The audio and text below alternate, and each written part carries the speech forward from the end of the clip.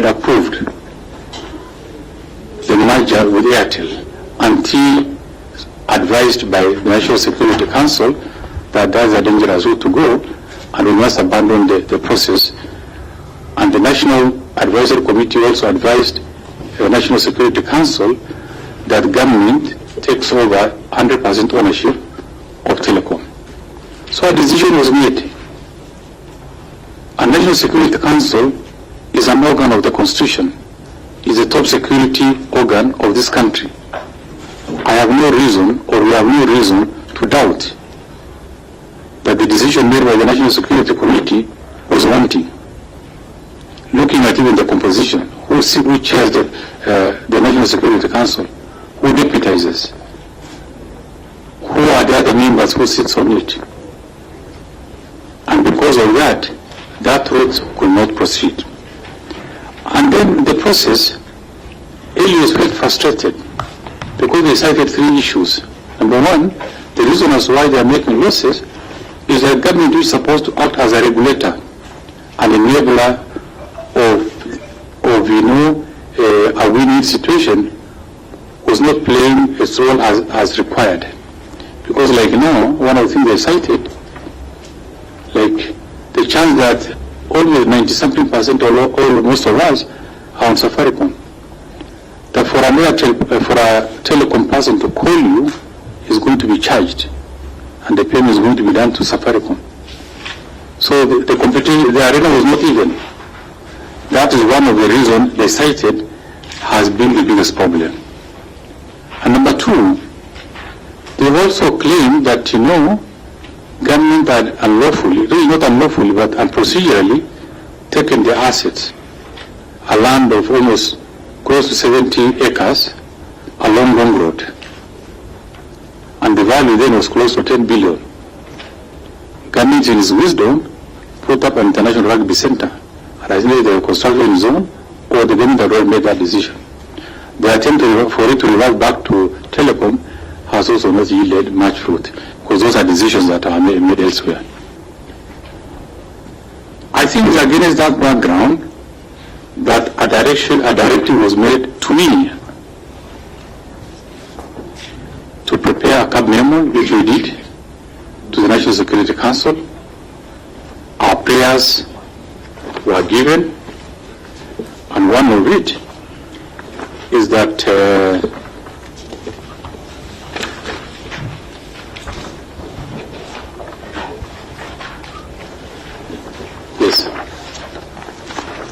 a decision, a formal communication now from on behalf of the National Security Council, where I was told, I was directed to approve, the National Security Council approved the exit of Elios in Telkom Kenya, with the government acquiring the 60% shareholding owned by Elios.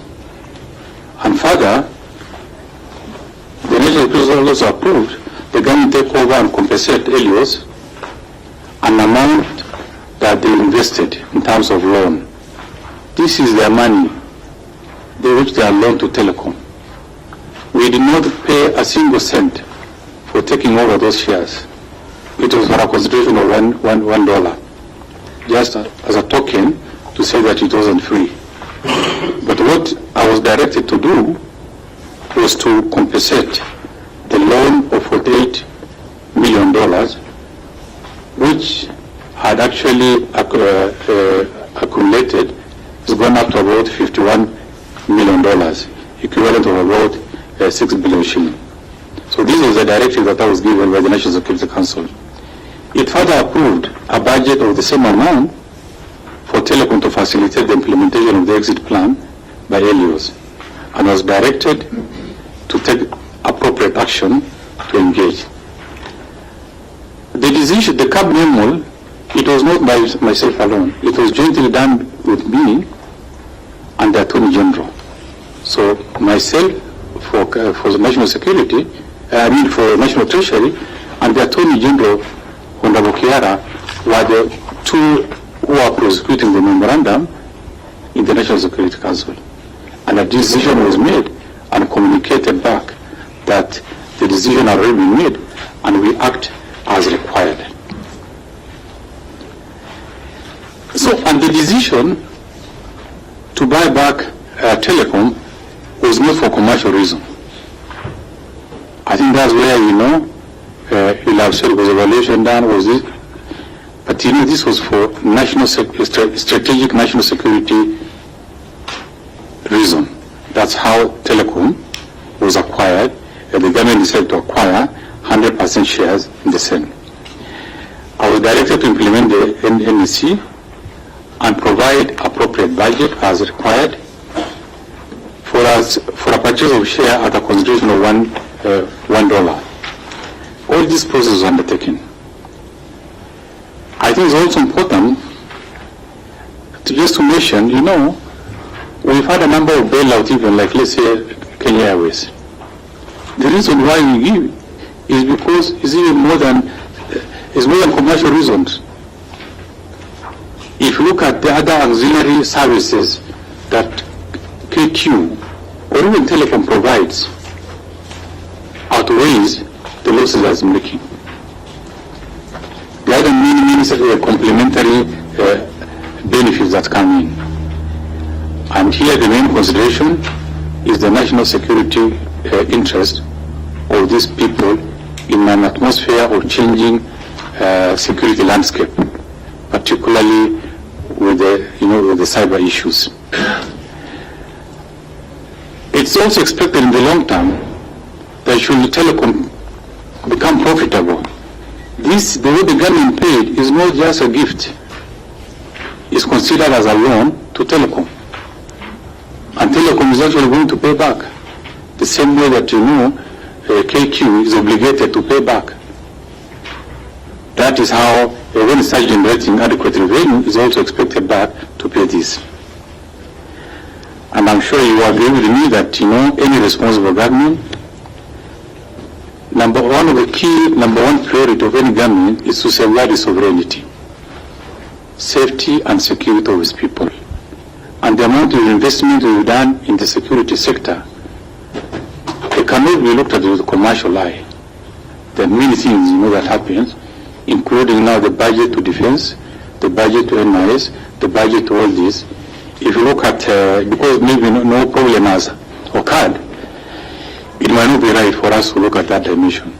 So this is basically, a government decision that has been made considering security reasons. And communication assets are key to the security of the citizen. And the decision to upgrade and fully securitize ICT infrastructure of critical government and communal services was a realization of many incidents and many information that me and you do not have. So accompanying this is a resolution of now the National Security Council, which I said I'm going to exercise my discretion not to present.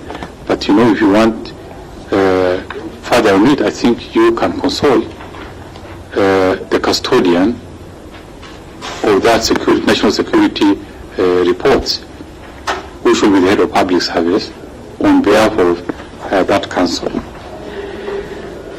Chair, I also fully complied, this expenditure also fully complied with Article 223. I really don't want to bore you what it entails about Article 223, and because I am sure you have interacted with this over a long period of time. I think I'm right to Chair, because in situations where we can give resources which has not been appropriated by Parliament, and for very many reasons. The national government may spend money that has not been appropriated for whichever amount. If the amount of budget in a particular activity is insufficient, or even need as a reason for expenditure purpose for which no amount has been provided or has been appropriated. The approval of Parliament for any spending under this article is normally sought within 2 months. But you also understand that last year was an election year. And as we were dealing with this, the Parliament was not sitting. But within the required time, we sent our authority, asking for authority on the same. I also want to inform you that, last year, reason why, because this expenditure was undertaken like, August, July, August, or the process, why it was not captured the budget. I think you are aware that the budget preparation because of election last year, it was done much earlier. I read the budget statement, I think later in March whatever, unlike, normal time when we do it towards the end of June. So, and also because of that reason, there was no provision to cover this expenditure in the budget then. So we have fully complied with Article 223 as required because sum of money has not been appropriated for this purpose. And number two, we also provided notice to Parliament in 2 months, and all other subsequent engagements were undertaken. And we also ensured the sum spent, the total sum spent was not 10% of the sum already appropriated. We also further complied with Section 17(4) of the Public Finance Management Act, which says that, for any withdrawal, we have to seek approval of the controller of budget. The controller of budget gave necessary approval because the Treasury made the requisition for the withdrawal and submitted the controller of budget, who in our own letter had given this.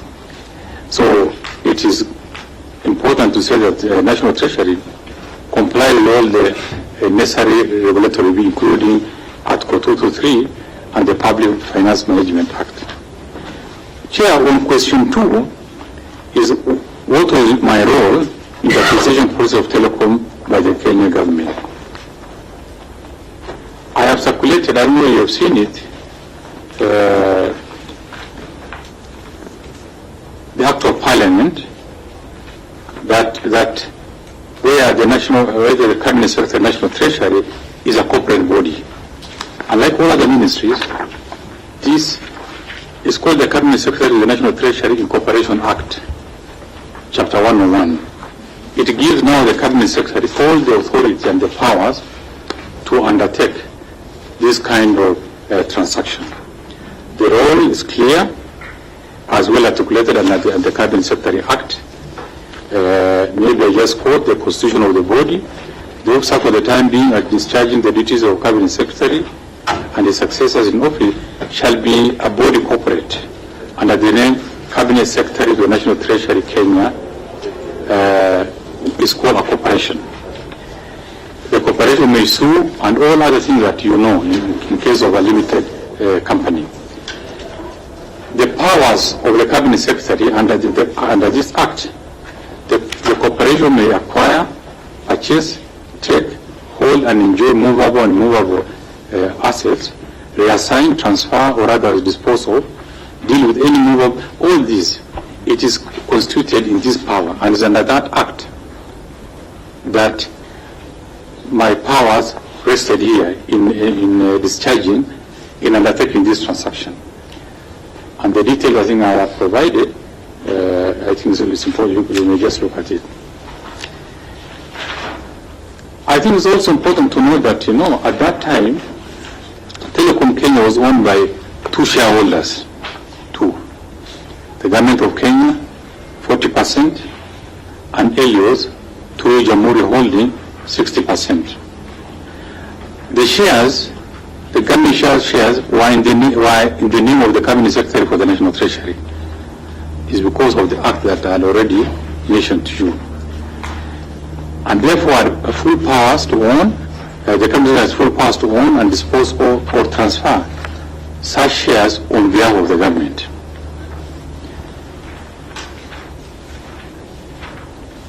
The appointees, the people, the board, those are appointees of the owner, and the owner is the government. And the owner representing is a Cabinet Secretary. Sometimes you may ask, why are the board members not consulted? There is no reason or requirement that the owner now consult either the workers, like the CEO, or even the staff. It was a decision of the shareholders, 2 of them.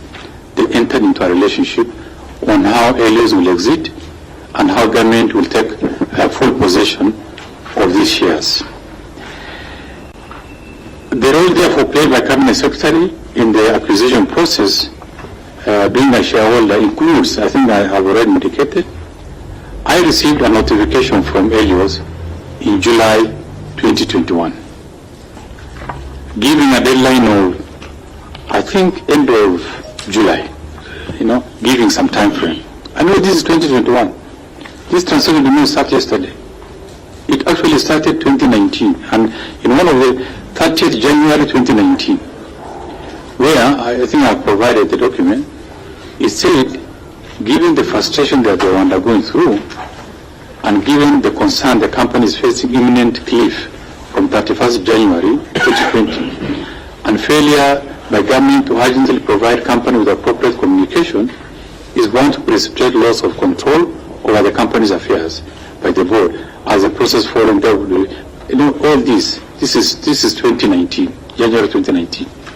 And they went further and wrote to us 15 July 2021, saying that, in accordance with the shareholders agreement, Jamhuri Holding hereby notifies the government of Kenya of its decision to exercise this put option. Whether I like it or not, whether the government likes it or not, they've already given clear indication that they are exiting. And when they exit, there are only two options. Government either takes over the shares of Helios, or it concurs with them to bring in other shareholder.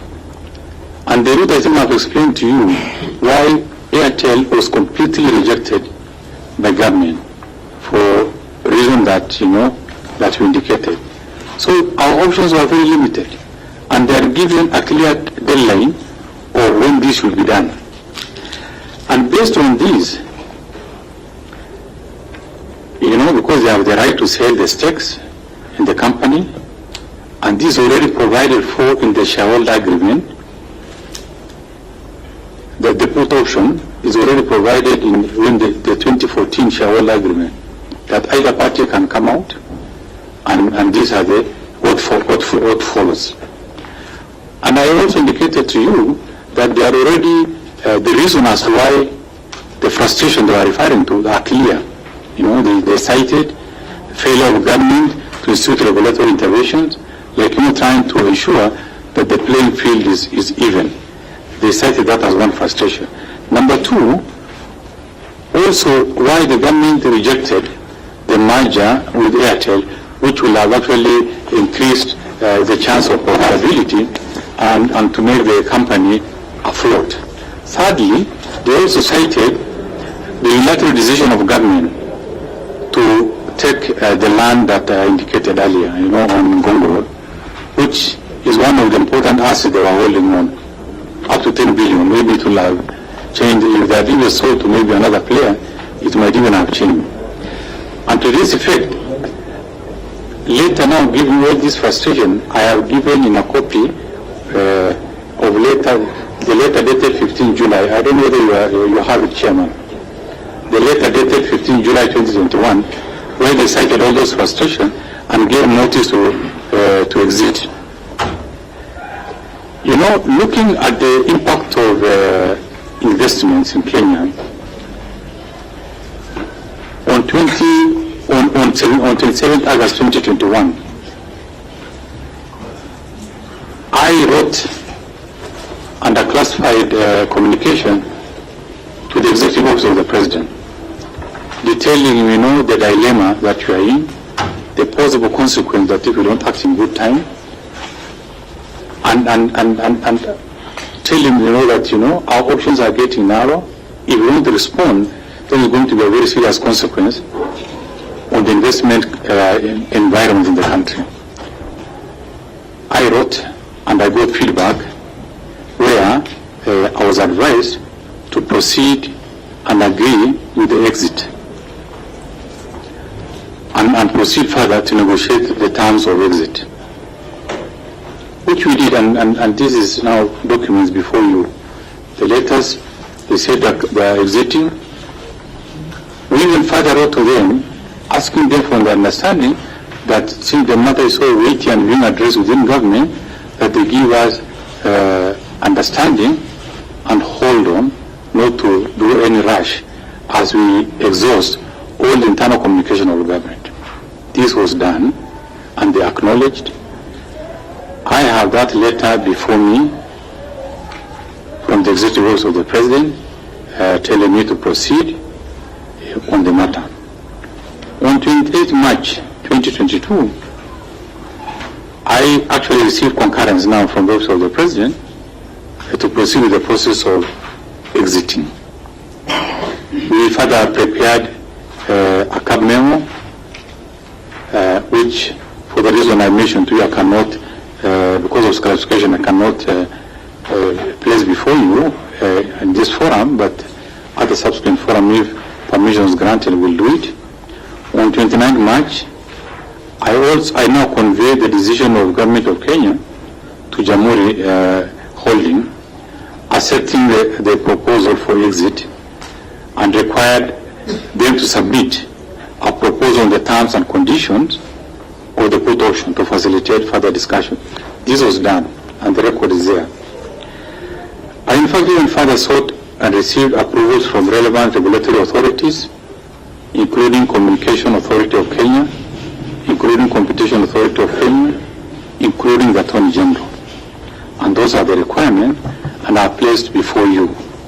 You may ask, because it's normal for the Attorney General, being the legal representative of government, that whatever documents placed before him, he exercises his discretion.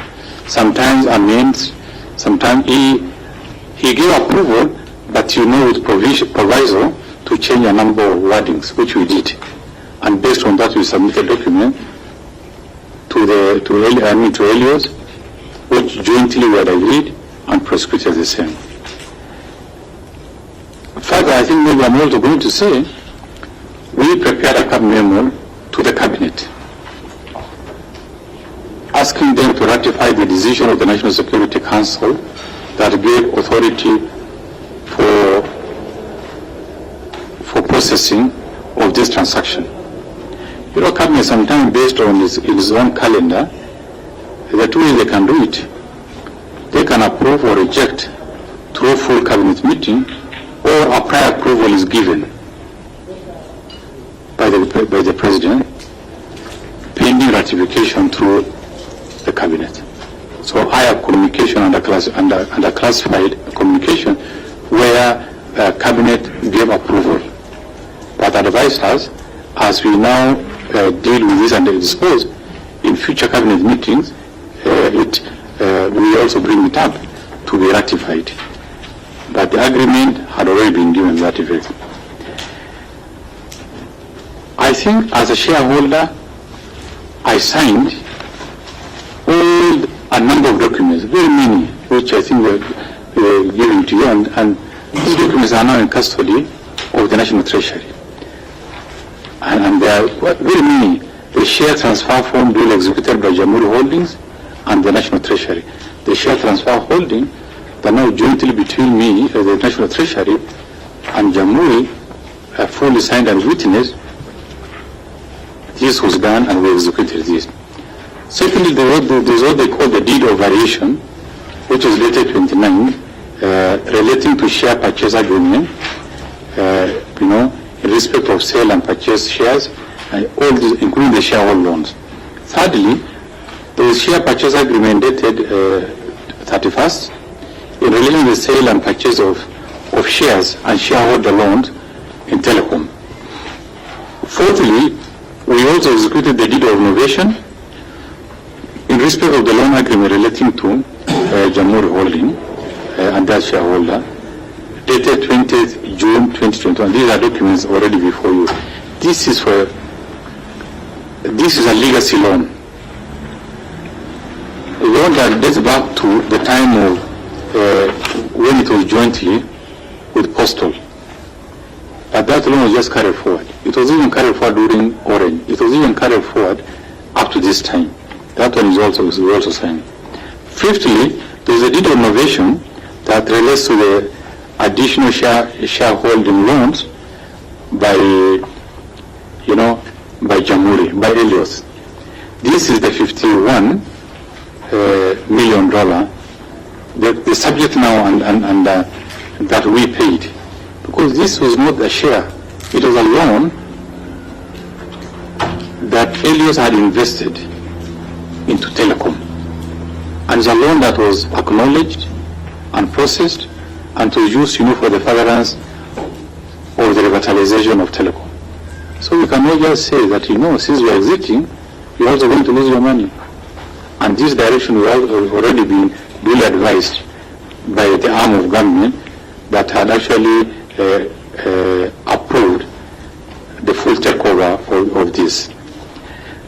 60, there was a deed of termination of risk in respect of deed of amendment and restatement of shareholder, blah, blah, all these are procedural issues. And I think I also need to emphasize, as these things were being undertaken, all the original documents were not in my custody or in the custody of Helios. We jointly agreed to place all these documents in an escrow account, where the transfer will be effected after everything has been sorted out. Because I can just pay, they don't provide those documents, then it becomes a problem. Or they can now give us the documents and then we fail to pay them. So jointly we are agreed to put in an escrow account, and upon payment, all these documents, including purchase of shares and shareholder loan, all these were fully transferred to the National Treasury. On 19th August, I wrote to the chairman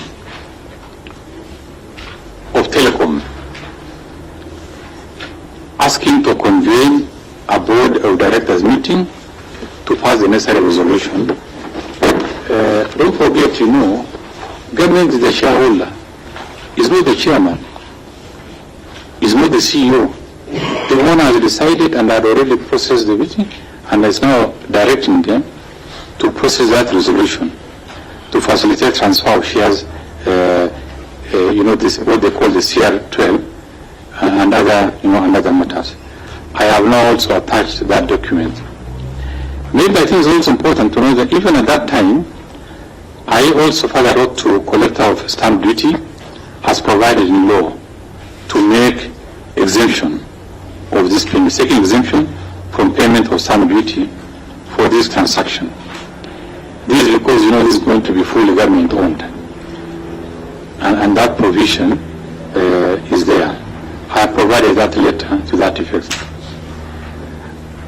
On the same day also, on 19, I actually wrote to the chairman of Telkom and also to Jamhuri, informing them, I wrote to them regarding the deed of variation relating to the company now.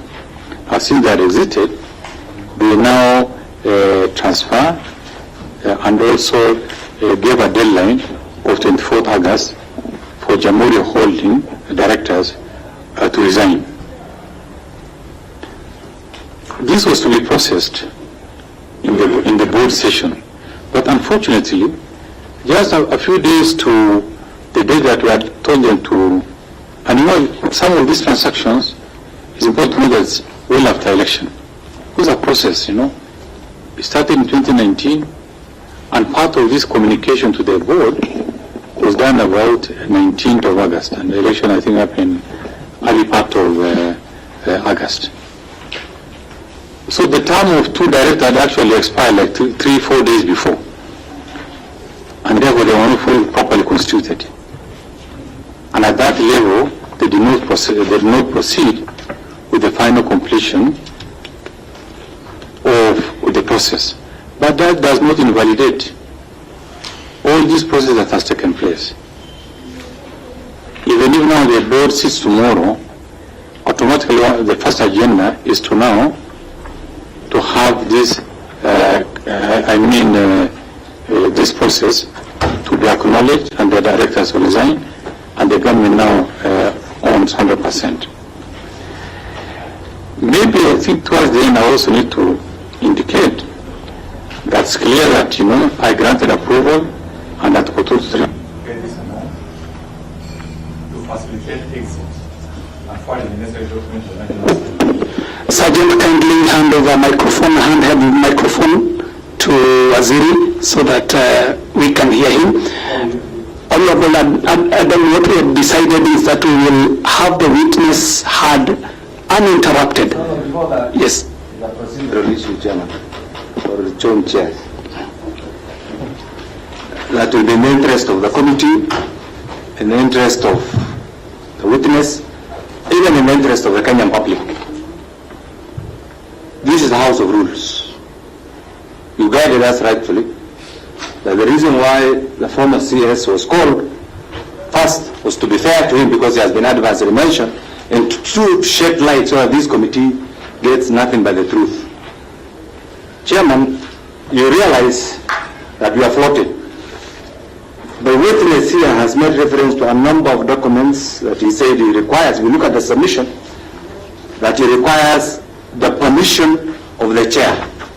Meaning, we are not getting all the information. The chair and the committee members have to make a decision whether, pursuant to Article 118, Article 35, Article 125, the choice is ours. And I follow what the guidance that you have given us. Because I can see the witness that paying. If you look at page 2, page 3, he says he requires permission to table.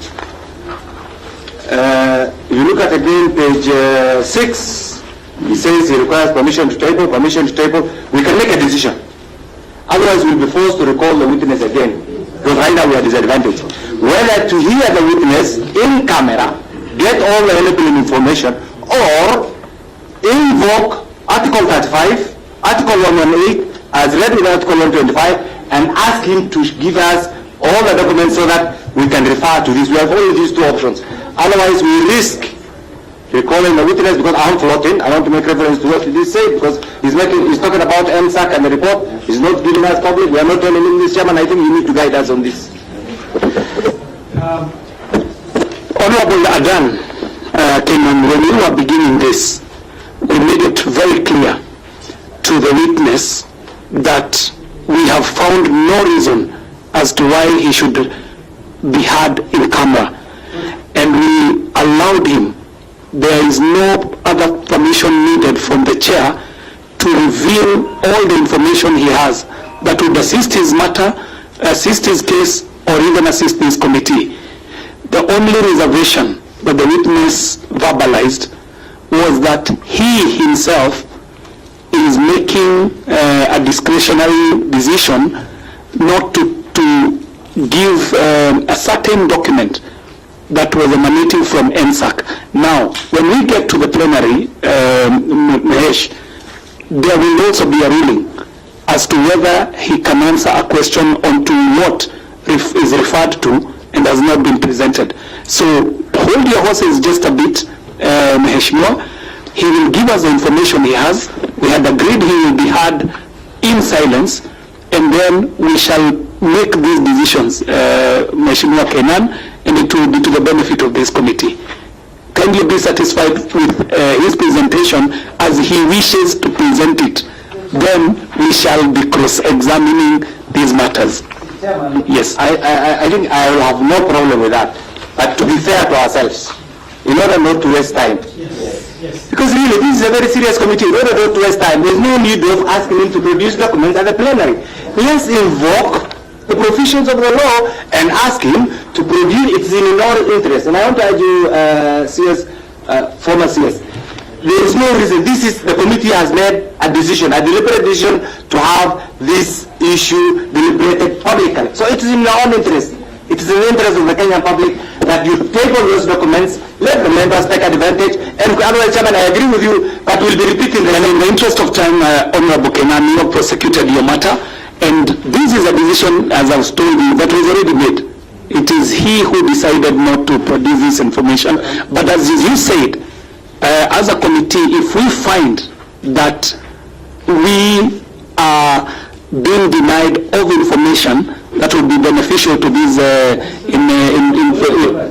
just hold on, I'm not opening this for discussion, not now. Chair, have a go. We make a decision so that the witness concludes.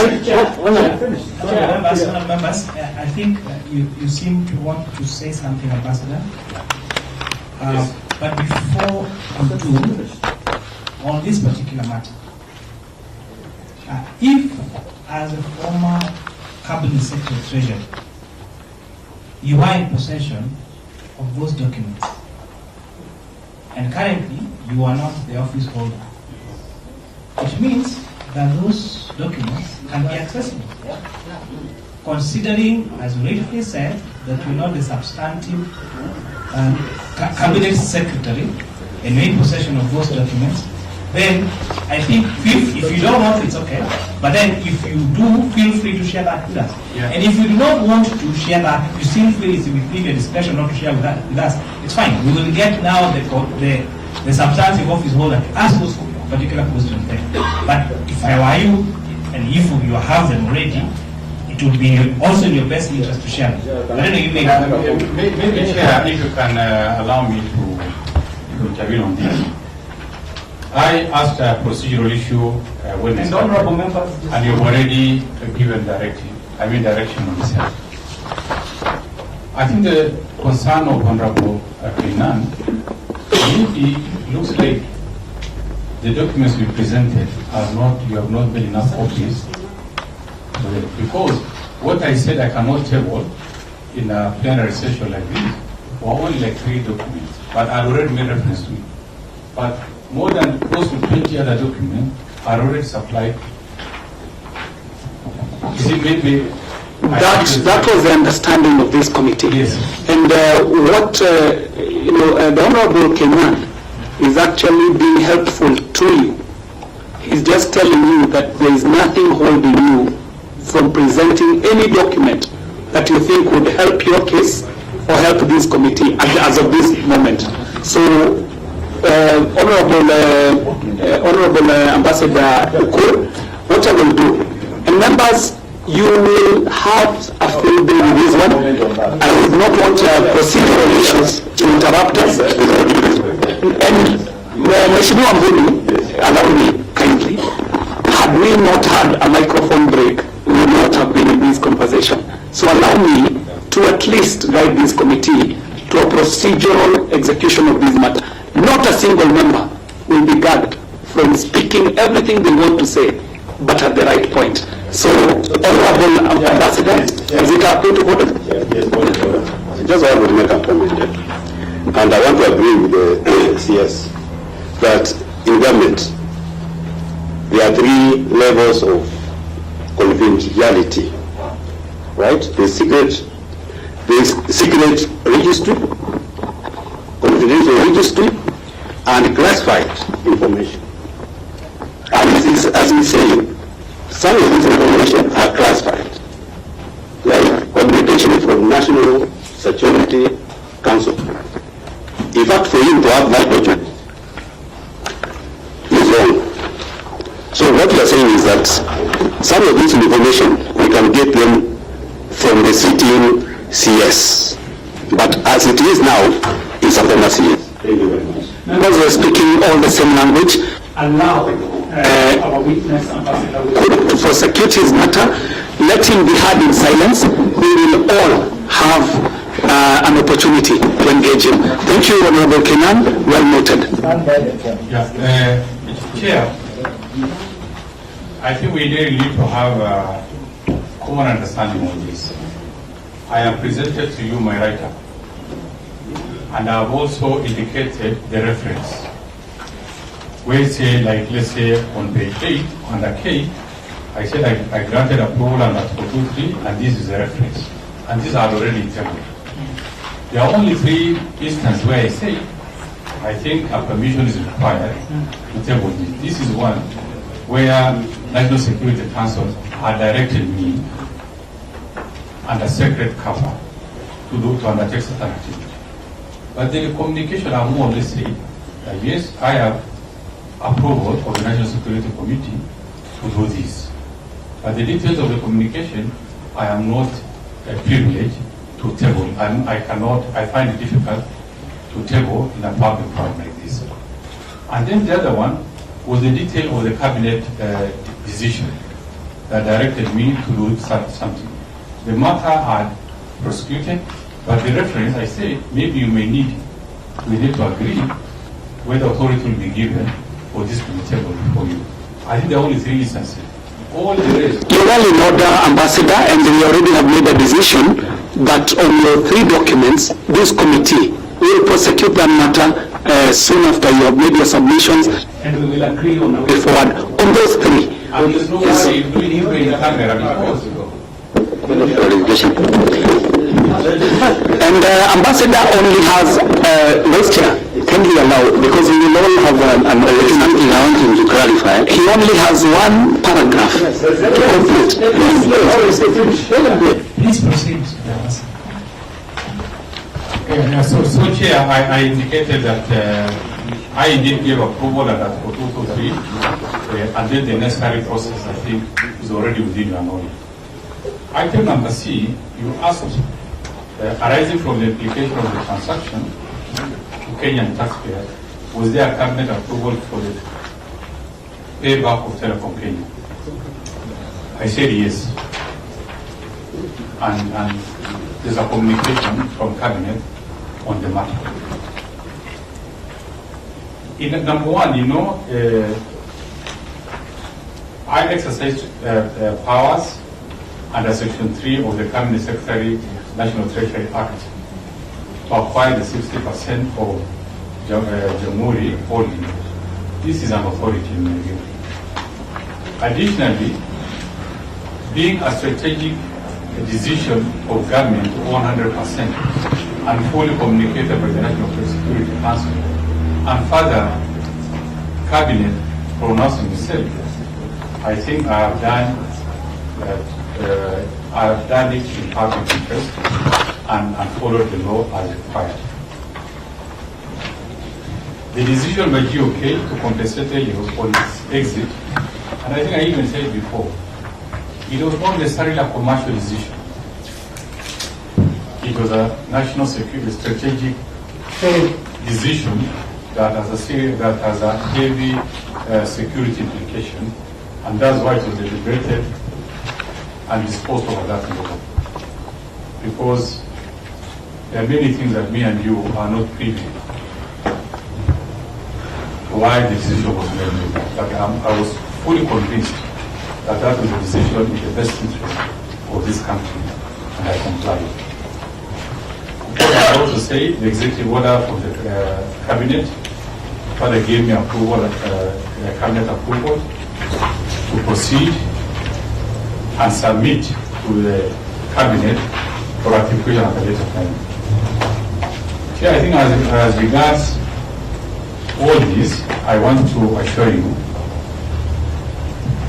that as a public servant then, of long years standing, and having navigated very many arenas of positions, I have exercised my due diligence. I have done this efficiently, followed the law, and done in the best interest of this country. Money was paid through the transaction by my staff. The account was provided. Elios confirmed receipt of the money. What they did with that money after that really is none of my business. But I have followed the law as required. If something went beyond there, beyond at the time when they were paid, how they shared out that money, how they decided to reverse that money, no, really not my business. And if there is anything we know, I'll also be very keen as a Kenyan.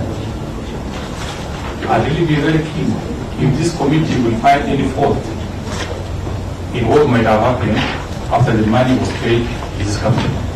It's going to be in my interest as much as it's going to be in my interest. But to my best of knowledge, my conscience is extremely clear. And I'm happy that I've had this opportunity to say as it is, because perception has been created. Maybe the government then had something to hide. There was really nothing to hide. It was done in the best interest of this country under the circumstances. And don't forget, Chair, you know, the staff of Telkom, including the CEO, those are employees. They are not privy to this national security strategic interest. They are not. And the owner does not have to disclose to them that, we are acquiring 100% because of security reasons. At least I have no obligation to explain to them. And they were very keen and vigorous and disappointed when the Airtel deal was cancelled. Very, very disappointed. I was also not very much aware, why, but later on, it was brought to my attention as why it was done. Because the security arm of government in this country, they have a responsibility for me, for you, for every, Kenyan, and they have prosecuted this in a very professional manner. And the decision of how money is spent all the time. Sometimes, the allegation that, why we paid was the, 2 or 3 weeks of last government. No, money is being paid every day, even on election day. Every single day. Not little money, lot of money, including salaries. So government never stops. And that's why some of us stayed in office, even for 3 months, supporting the transition after the current president was sworn in. Because it is, law provides that provision for a smooth takeover and ensure that, the people who are coming in are fully appraised on where the government is and what needs to be undertaken. And it's in that interest that, I discharge my duties to the best of my ability, and I did it very well. I have no doubt in my mind that I have never put my personal interest or any other motive ahead of this. It's purely in our interest as a country. The government never stops. It will continue making decisions. Maybe it was the priority of the government then, and I really doubt whether it's going to be different here under this government. Because the same people who sat in the National Security Council to a great extent are still there. And they cannot be faulted for making that decision. If they change of policy position, that's a different matter. And this is also going to have its own life. But employees or board, those are people who have very limited information in as far as this matter is concerned. I raise my case here. Thank you very much, Ambassador Ukur, and thank you very much first for honoring this invite, secondly for responding ever so eloquently and ever so clearly.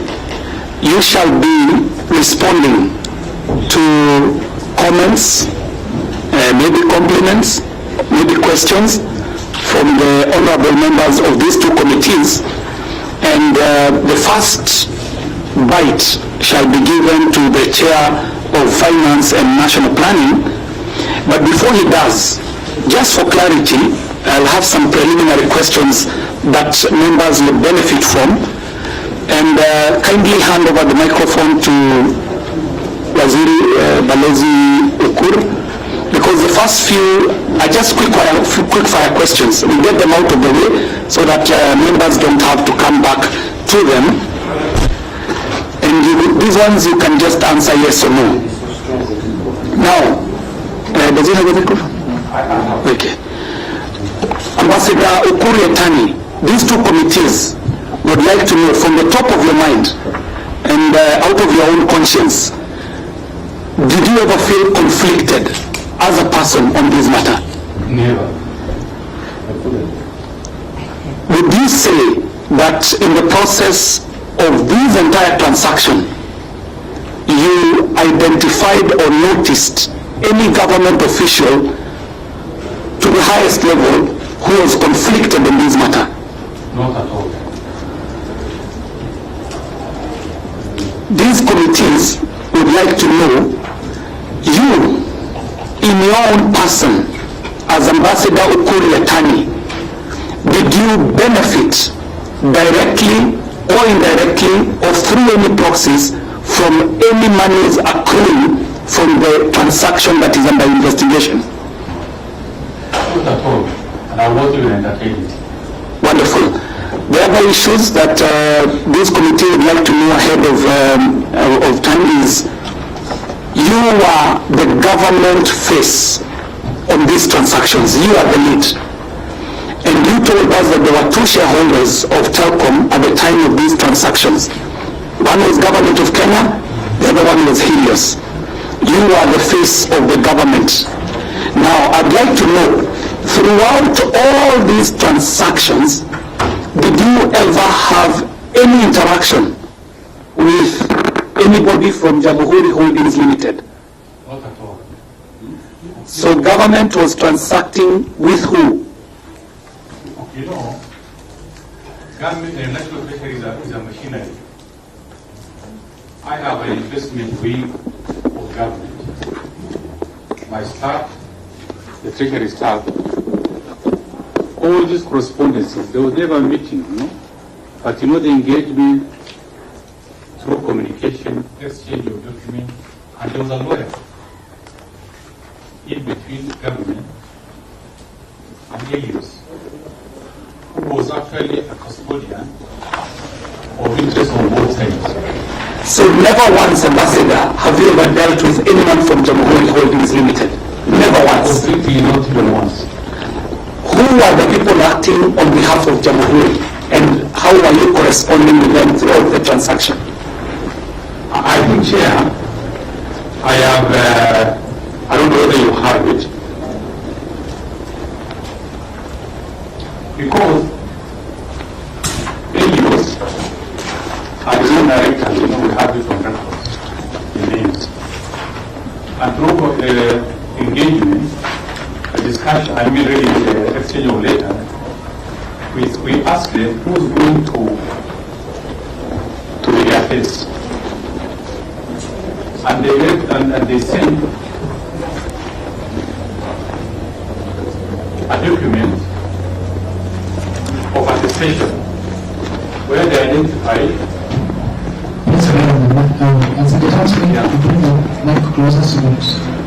where they appointed one Paul Gerald Cunningham. That's where we were coming now. Yes. That's where we were coming. Ambassador, Yes. these committees came to know. Do you know of an individual called Paul Cunningham? I don't know. Never met him? Never. Was he the one who was the lead on the side of Jamhuri Holdings and on the lead for Helios? Is there any official of Kenya government who has ever met Paul Cunningham? I don't know. But what I know from the engagement is Cunningham was the face of Helios, Stock Jamhuri Holding. And the attestation to that effect. And he was one who was authorized to sign all the documents on behalf of this company. Was he doing it on behalf of JHL or on behalf of Helios? He was doing on behalf of Jamhuri. But you know, Jamhuri is fully 100% owned by Helios. It's the investment wing. So That is totally understood. So throughout the entire transaction, the government of Kenya had been dealing with Helios with the face in the name of Paul Cunningham, and no single official of government of Kenya has ever met Paul Cunningham or ever seen him.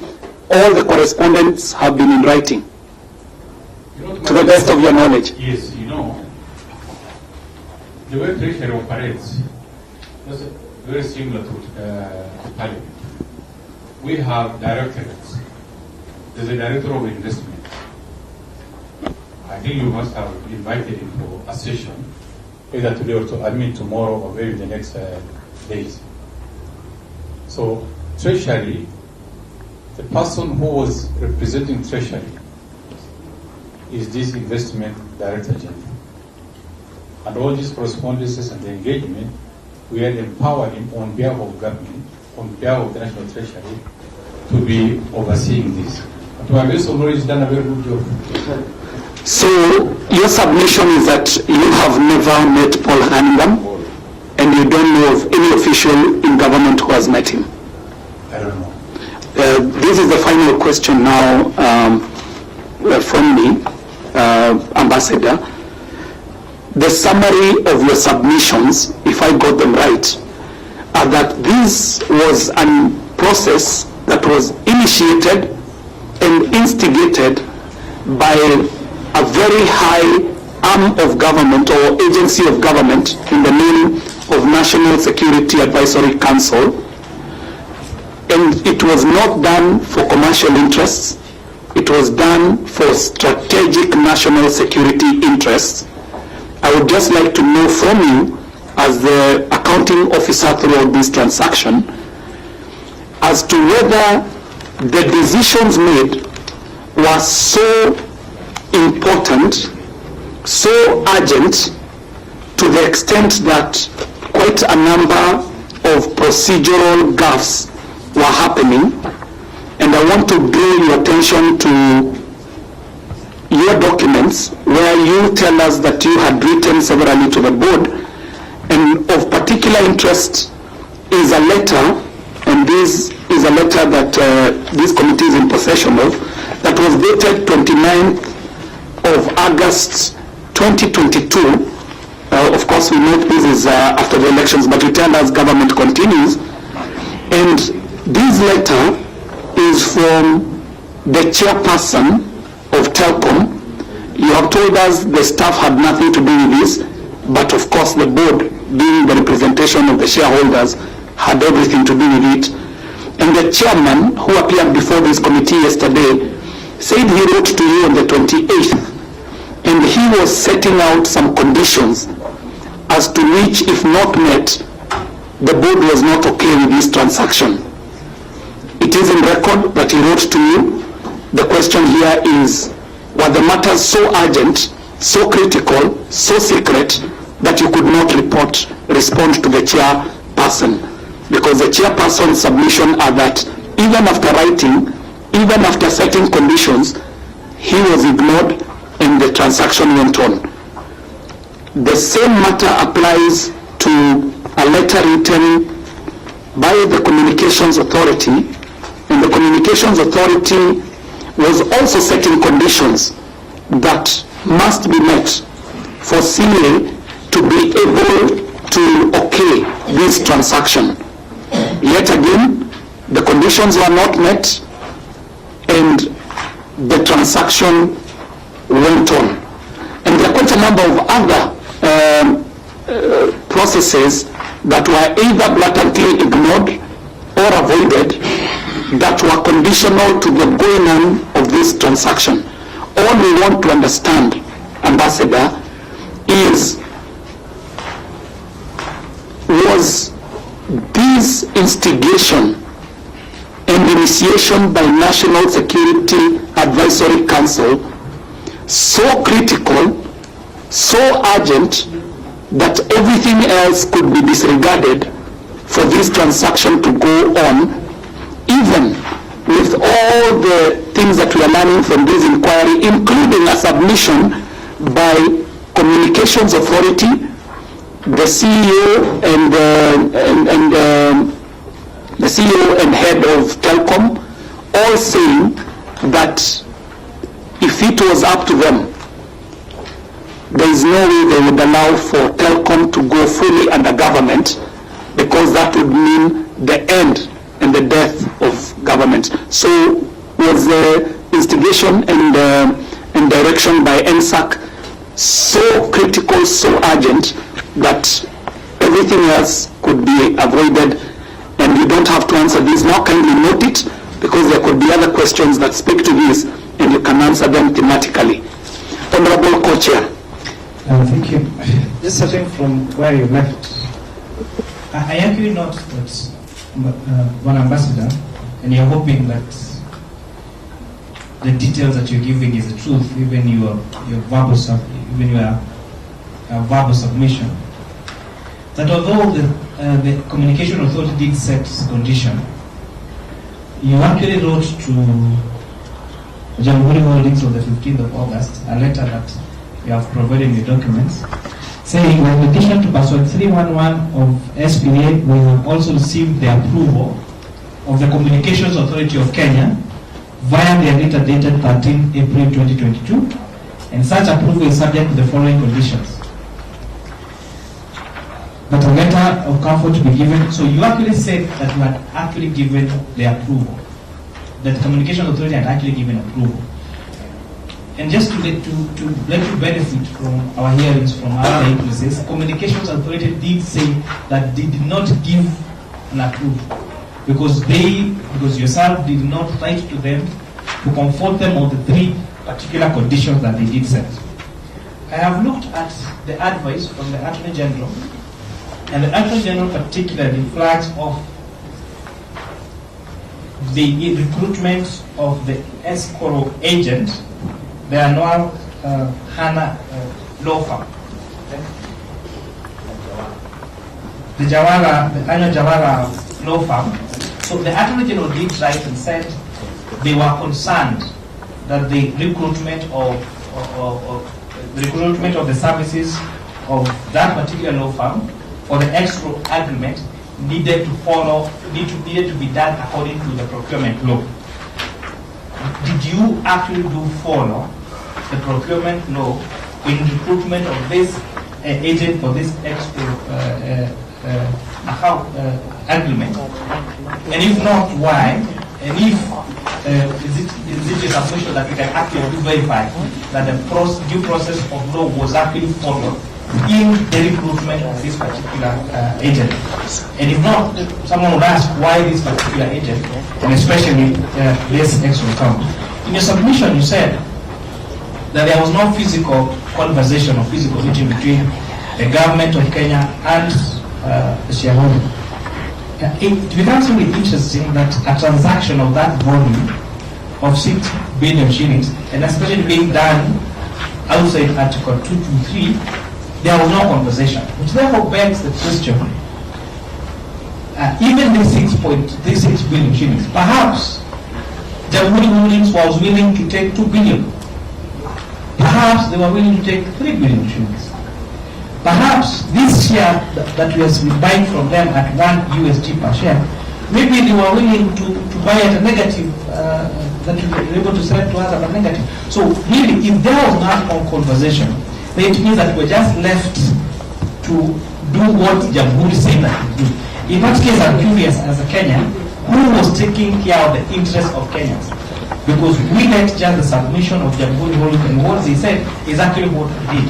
They want to exercise their put option, go ahead and exercise it. They want the payment of 6 billion shillings for the loan, go ahead and do it. In your submission, and I don't want to dwell into the matter of the security, because what you said earlier, but you actually say that the board could not be informed that because of the security nature of this particular transaction. But I'm curious, it is Telkom as a company that runs these systems. So if they are the ones that run this system, don't you think it was necessary for you to inform, particularly the board and the CEO of these particular stages? How are you protecting the security of the country by not telling them, and these are the people who run the system? Because it's not really the government of Kenya per se who actually run this particular system. On one of the letters issued by one of the advice given by the Solicitor General was also the need of occurrence of the board as a condition. So when you wrote the asking for, I think it was an opinion from the Solicitor General, there was a condition that said that there must have been internal agreement with Telkom. But then when you say you do not need to involve Telkom, and one of the key people in this particular transaction, which is the Solicitor General and the Attorney General, and you do advise that you needed internal approval or internal occurrence with the board, then we find that really particularly interesting. You submit, an ambassador, that government is a going concern. The government wants during elections and even after elections. When these particular payments were made, among many others that were actually paid during that particular time, the Constitution talks about that approval must be sought by Parliament within 2 months, unless Parliament was sitting. Parliament was sitting, I think we started sitting sometime late in August, sometime in September. Parliament was already sitting, and yet this approval was not sought within the 2 months window of as provided for in the Constitution. So was that then therefore ability, because you're taking advantage of the transition period and therefore not find the need to obey the constitution in terms of regularizing that particular payment by bringing that, by seeking approval of parliament through the supplementary budget. Those would be my... Yes, and not to mention that you are in office until the 27th of October.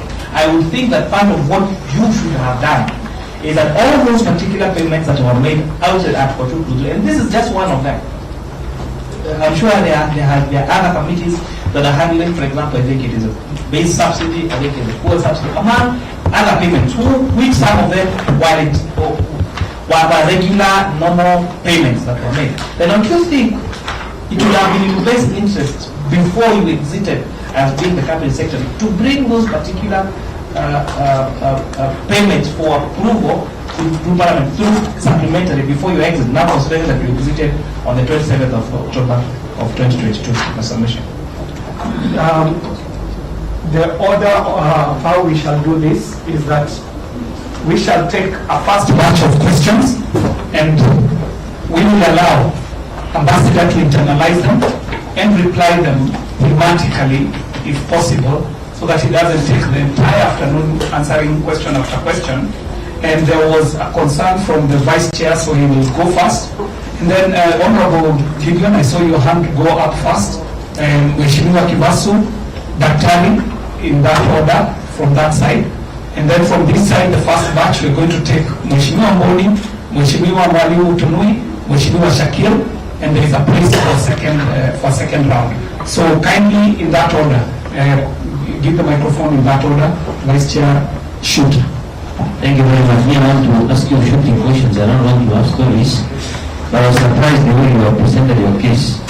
In the sense that you called them, you told this, said to this committee that you bring the money without any care how the money is being used, without any concern who we are paying to.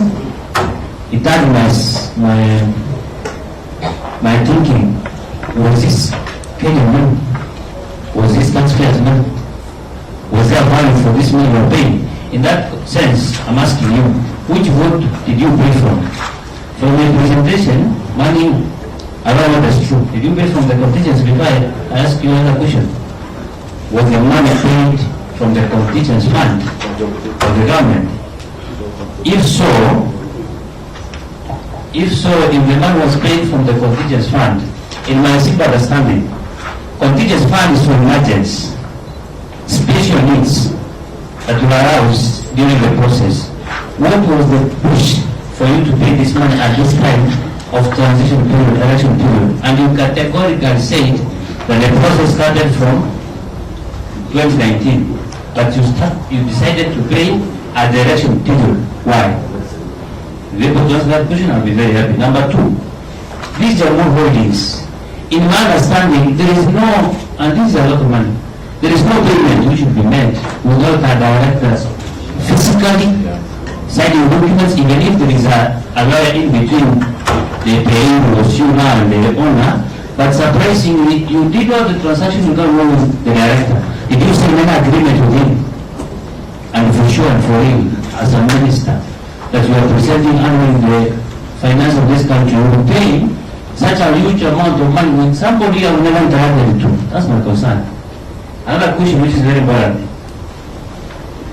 This loan you paid, according to you have said, is the Arega's rules. I don't understand what you mean by Arega's rules, but you explain. But a question I'm asking you, these loans you said they were being forwarded from Orange, from at least 3 departments to who rejected these loans. What was the reason why these loans were forwarded, and why did you decide to pay you now? And what made you to pay these loans? Because previously these loans never paid, but they were forwarded transitional from Orange up to now Telkom. Those are my simple submissions. Note these, Ambassador, kindly note them and then you will respond. We will first do the first round. No, kindly note them, write them down. After the first round, we will get a response and we'll go to the second round. Honorable Gideon Kimalu. Thank you, Chair.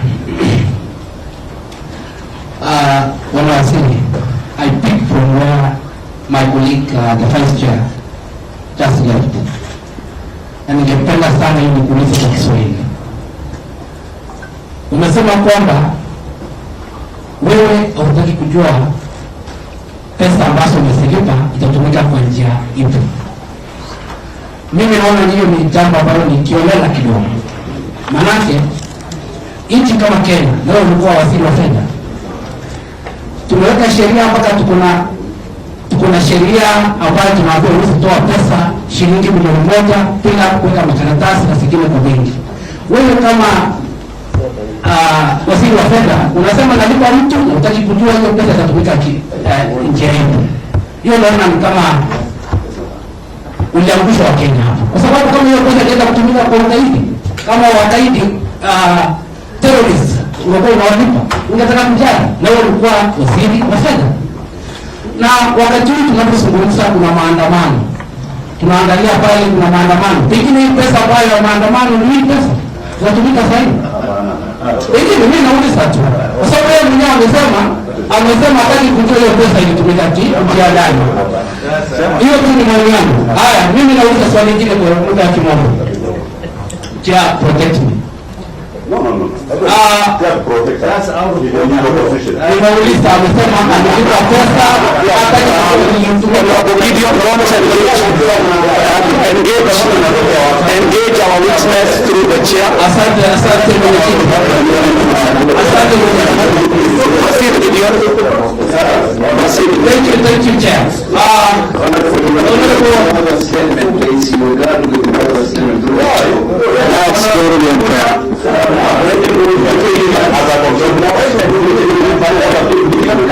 Thank you for the question. Through the chair.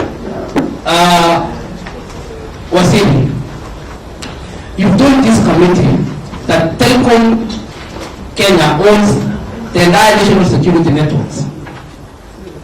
We are seeing the same Telkom being run from Mauritius to Cayman Islands, even as we speak now.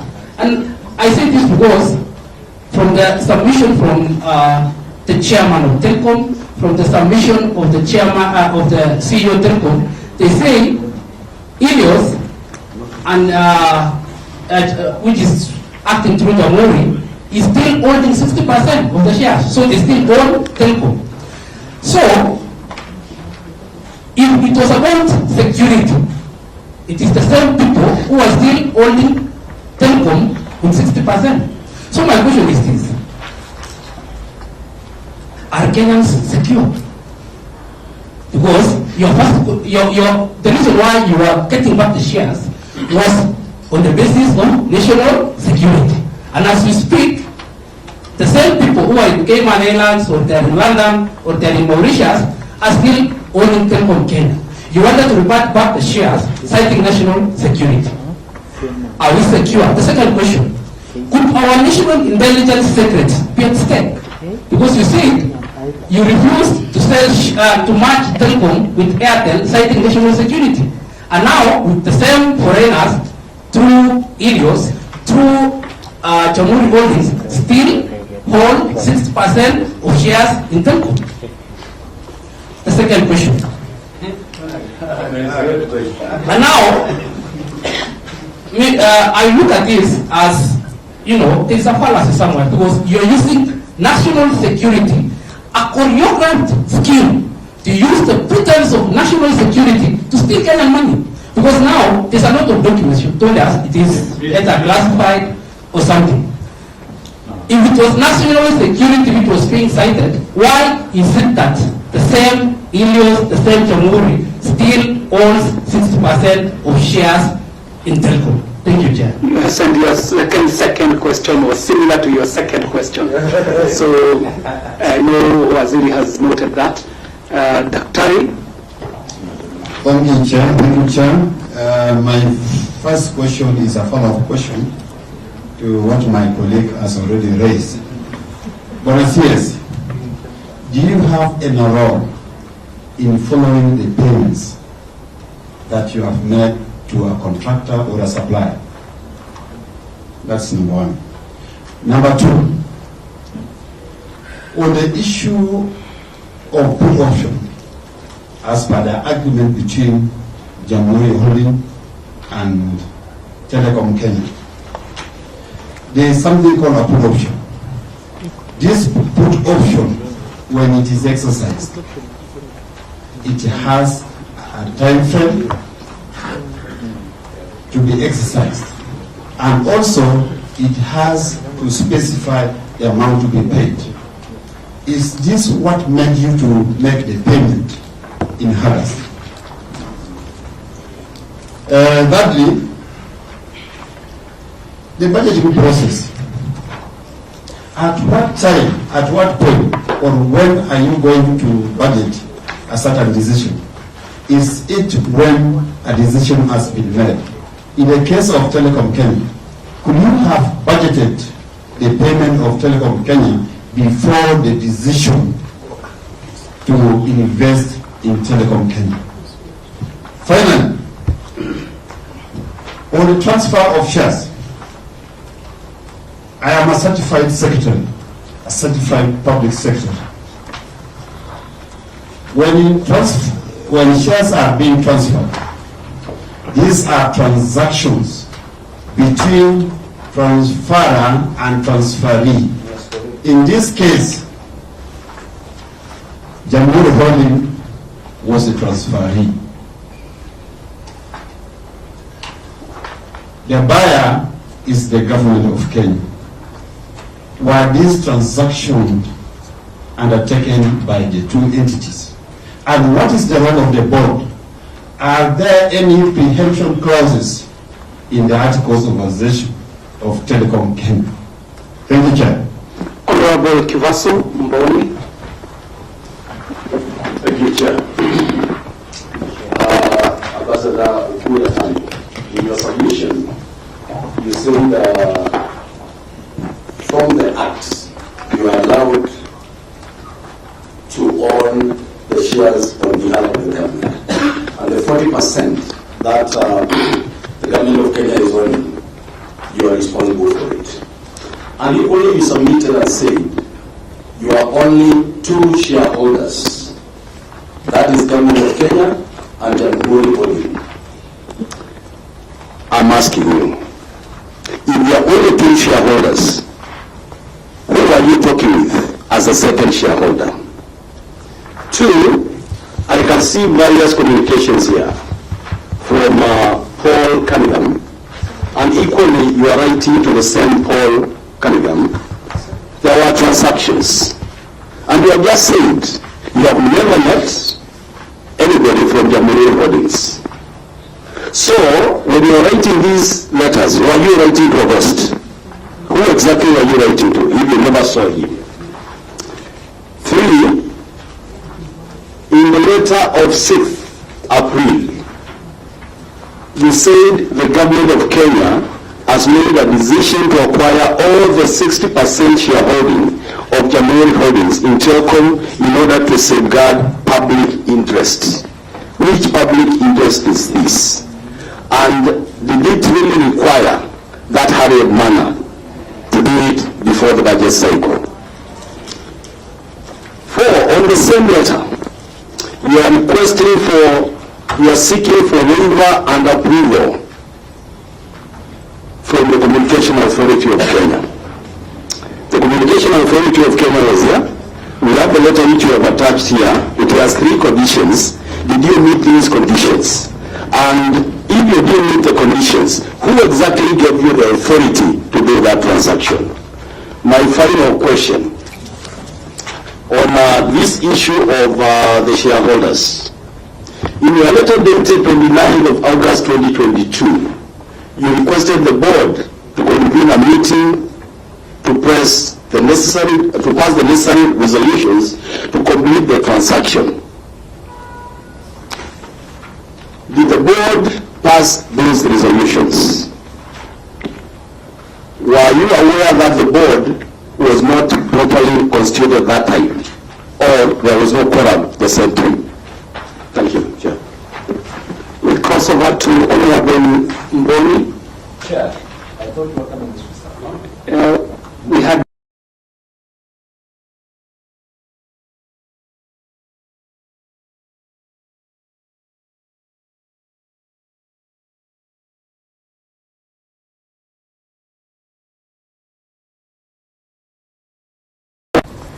Just hold on. Thank you, Chair. It's coming to you. You see, this issue of Paul Kandiga is becoming a very big issue because anybody who is coming here, including Telkom, is like they have never met this guy. It's like this guy is a cost or a gene. And I wish actually I was Paul Kandiga. Because, I'll give you instructions and they are followed. But my question is, apart from meeting Paul physically, have you met him through Zoom? Or you also have met him through Zoom? Because there must have been some discussions on this matter, isn't it? So I think it's very important we get that information. And actually, this denial that government officers did not meet Paul Kandiga is bringing a lot of suspicions in the whole matter. I think we need to clarify that. In a letter dated 25th July 2022 by PS Treasury, then he proposed that the government can pay this money in 3 years through Treasury Board, equivalent to $51.8 million. But the same day, when CS, he also wrote to back to the CS, the PS, and you told him that the government does not issue personalized treasury bonds to specific individual companies. Is that true? Maybe you need to shed some light to that. On a PS, there's something which we have noted on this buying of these shares. One reason which is coming forward is that you only buy these shares, the government owns 100% of the shares, because Telkom owns national security assets and services. My dear, it is what you are buying from Orange. That time, Telkom was not holding government national security assets and services, because that reason to us is not making sense. It's not making sense. And the same reason is being given when Telkom want to merge with Airtel. So there's something which we are not getting, or something which is not being disclosed. And we even understand, and the chair, Telkom, was here yesterday, and he said that he has already received a letter from CS Treasury saying that they look for a partner. So what are we saying? So those assets, national assets and services, they are going to be removed from Telkom, or so this we need more explanation of this, Chair, CS. And you see, we are aware that December of 2021, December of 2020, there was a launch of National Security Telecommunication Service domiciled in NIS. Maybe probably this telecom is supposed to be moved to there, which it was supposed to move to there. That maybe it was the government thinking and policy. But maybe you can shed some light on those issues which are raised. Thank you, Chair. Honorable members, I would request that when you prosecute your matter, kindly pose a question so that Ambassador is able to respond, guide by asking a question so that in response, this committee can benefit well. We were coming to Honorable Mwalimu Tanui, coming to Honorable Shakil Shabir, then we'll take the second round of questions. Thank you, Bwana Chair. To you, I just want to know from the CS whether you made a trip to Mauritius or Cayman Islands during the course of last year.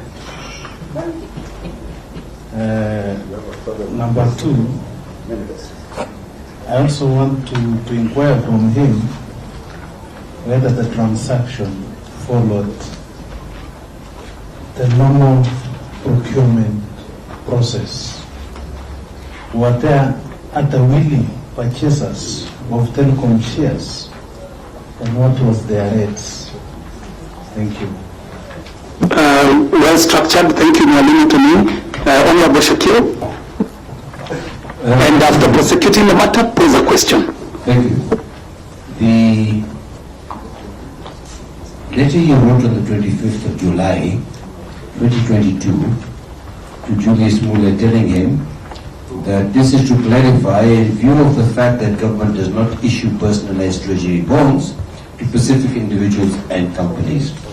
Actually, your letter is dated 25th of July, and you're responding to a letter dated the 27th of July in advance. But that's just a pointer. I just maybe technical somewhere. However, who made that request for a treasury bond to be given instead of cash, instead of the payment that should be made through the normal exchequer?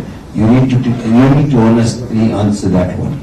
The second thing I want you to honestly answer, Ambassador, is you have been heading the finance and treasury of this country for some time, and you're very well aware that there is an illicit funding partnership, and a partnership that is led by the United States government and other international organizations relating to not only illicit funding, but funding which has no basis, for which needs certain clarifications.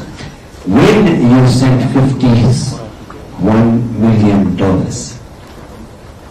in cash or by way of transfer, did you sign or make any declaration that this was normal transactions, not illicit? These are declarations you must make, Ambassador, when you know that. So you or your system or your mechanism of treasury, did anybody sign that particular declaration? Finally, sir, that's the question. Did you make that declaration? Finally, as you're well aware, any transaction in dollars anywhere in the world is subject to the United States laws in respect of this particular illicit funding or funding for drugs and funding, those sort of things. Are you aware of that particular proposal? Are you aware of that, and whether you made that declaration to whoever it was? And I, for one, Mr. Ambassador, I, for one, do not believe. I have reason to tell you I don't believe you. I do not believe that you have never met or been introduced to somebody called Cunningham, Paul Jared Cunningham. If you have, I don't believe that for 1 minute. And if you want, Ambassador, I can put you on the record here, where you misled the whole Parliament and actually lied. I can do it. It's in the handset. We nearly impeached you, if you remember. So, no, it's there, Mr. When you came to us and you asked us for restructuring of the public debt and promised us that you were going to do this by way of commercial debt. But that, Mr. Chair, is a different issue. But I want to put on record that this gentleman misled the Parliament, and it's in the handset. Thank you. It's a different day today, and it might be different that Ambassador today actually is testifying under oath. I know he's committed to his oath, and we will just admit your questions, and those questions were well put, well asked. So members, kindly hold your horses. because we might not be able to swamp Ambassador with all the questions. Let us get the first responses. And Ambassador Ukur, kindly be crisp, not verbose in your responses, so that we can quickly do the second and final round of questions. If you want, you can direct the committees when you are attending to a certain theme or thematic area. You might want to point us to that thematic area and answer all the questions in that thematic area. But also you are at liberty to answer in your own way. Kindly, Ambassador. Chair, I think with all fairness, those are very good questions. And some are maybe very similar in terms of by different member, but find something.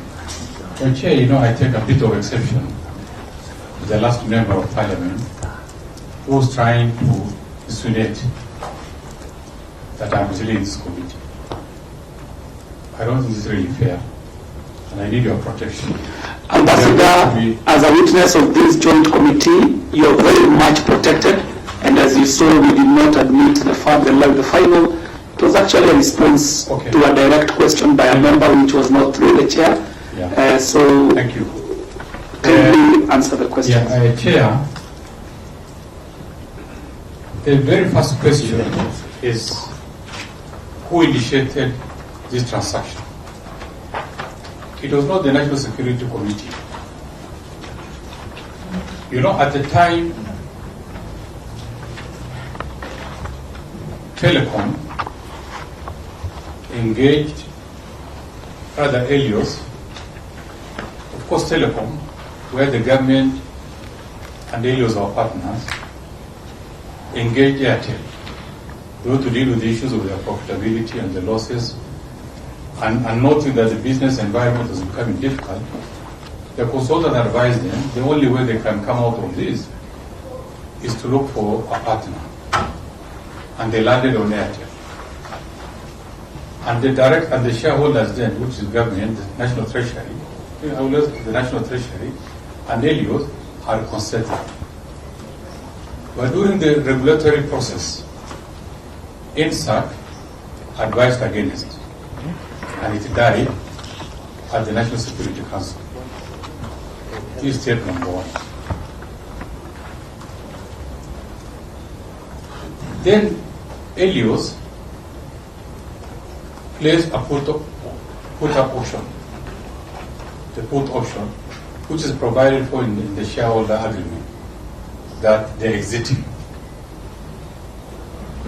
And the natural process to follow when they exit is that the other shareholder buys the shares of the other company, or they go further to look for another shareholder. But you are aware that the government had already advised against Airtel, and by extension any other private entity. The government had resolved that this becomes, in the long term, that becomes fully government owned. And I think that's the basis. The initiation was done by Helios. For the committee to be able to just appreciate what you're saying, it would be good as a prerequisite to just tell us, to your mind, as you speak today, on this day of March 2023, what is the legal status of Telkom today? Is it fully owned by government? Is it part owned by government? Is this process of purchase amounting to 6.2, did this purchase of close to 6.1 billion give back ownership to government of Kenya, or what is the legal status of Telkom today as an entity? Chairman, this was asked, and I think it's part of the things that I'm going to deal with. A very weighty question is that who initiated this process? Yes. And I said it's Helios. That does not preclude a situation where Helios had made attempt to bring another shareholder on board to deal with issues of their lost money, which was declined. The government declined through the National Security Council that is a no-go zone, and in the long term, this should be taken over. The share should be bought by government 100%. That is their first attempt. When the Helios realized this, they said they felt frustrated. And if this is not going to work, and they have no other way of being profitable, therefore we cannot continue with the business. And that's how they formally indicated to exit Telkom. So this process now we are dealing with, it was initiated by the other partner, by the other shareholder, who was Helios, through Jamhuri. And they wrote to us that we're exiting, and therefore we are putting the option that is stipulated in the shareholder agreement.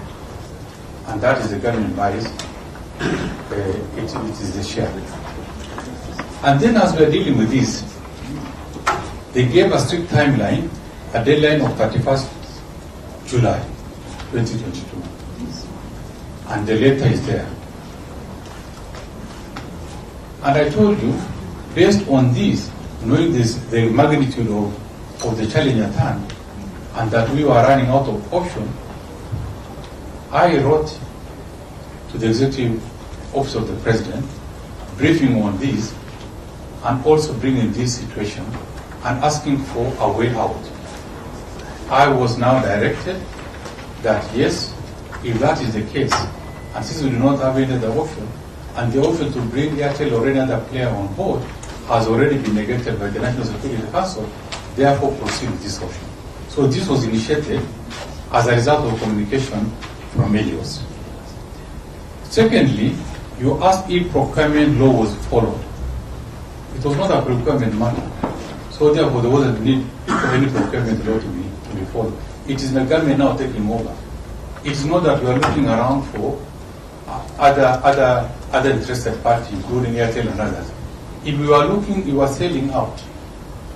If we had opted, we were going to the option of, because they put up one option, is that the government takes over or allow Helios to bring other players, other shareholders, Airtel or any other.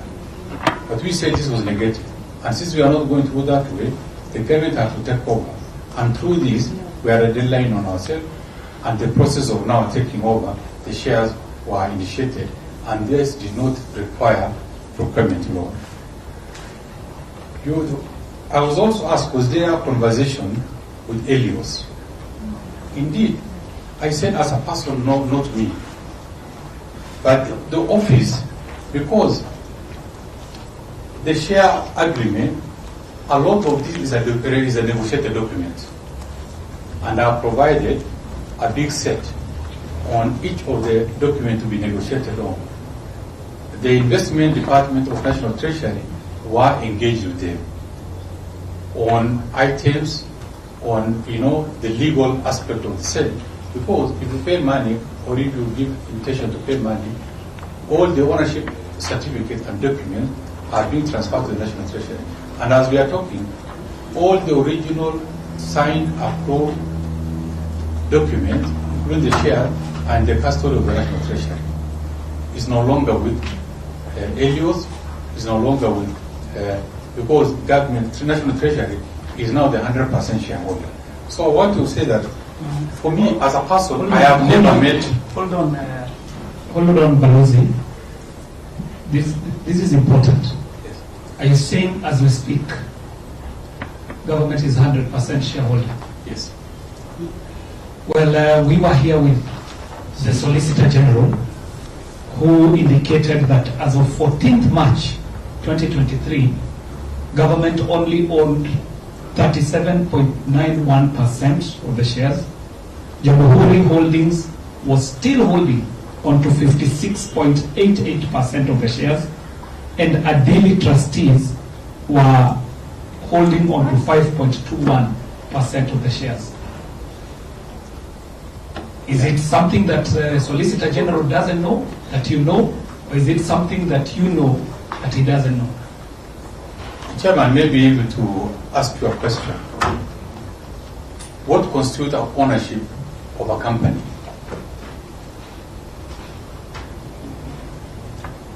The company is in shareholding. Yes, it's shares, Yes. isn't it? Yes. They are share certificates. Yes. The National Treasury is in possession of the share certificate. What has not been done, and it has not been done because the board, as directed by National Treasury, did not meet because they do not have a quorum. So the records at the registrar of companies might not have changed. But in terms of documents of ownership, everything is with the National Treasury. They were duly executed, the original, and the documents are with the Treasury. Help us, Balozi, would you know the day that these shares were surrendered to government? The dates would be important because Solicitor General has a different story. Telkom Kenya itself, as of 4th of October 2022, indicated clearly to the CA, and this is long after you had exited office, that the shareholding of this company had not changed. Would you have indications on when government acquired 100% shareholding? A date? Yes. Well, Chairman, you know, I don't want to sound rude, but just to tell you, there is only one owner in as far as government shareholding is concerned, and that's National Treasury. So the authority, the final authority, rests with the National Treasury. And I'm telling you documents, you know, after we have communication from Elios to the National Treasury, forwarding all the duly executed shares and other documents to the National Treasury. This was upon at that level the National Treasury wrote to the chair of Telkom, telling them, you know, now urgently convene a board for them and Elios to resign. And we've already also written to Elios that by this date they must resign. Since this board the meeting did not take place, does not in any way prejudice the ownership of Telkom. It's because the ownership documents, the legal documents are with this. The records of the registrar does not necessarily, disqualify the ownership of Telkom. The owner has all the necessary documents. But the final process, at the final process, the directors could not meet because some of the directors, their term expired like 3-4 days before them. Ambassador, of course, this committee will not comment with a response. I would not find it rude for you to respond to a question. In fact, all the committee was asking is using so far from all the people who have appeared before this committee to be the only one telling us that Telkom is 100% owned by Kenya. You have taken this committee through, of course, a tongue lashing, telling us that the final owner of this, the responsibility bearer is Treasury. To your mind, it is 100% owned by, all committee is asking is, do you know of a date when this actually happened, so that we are able to juxtapose it with all the other communication we have. Chair, yes.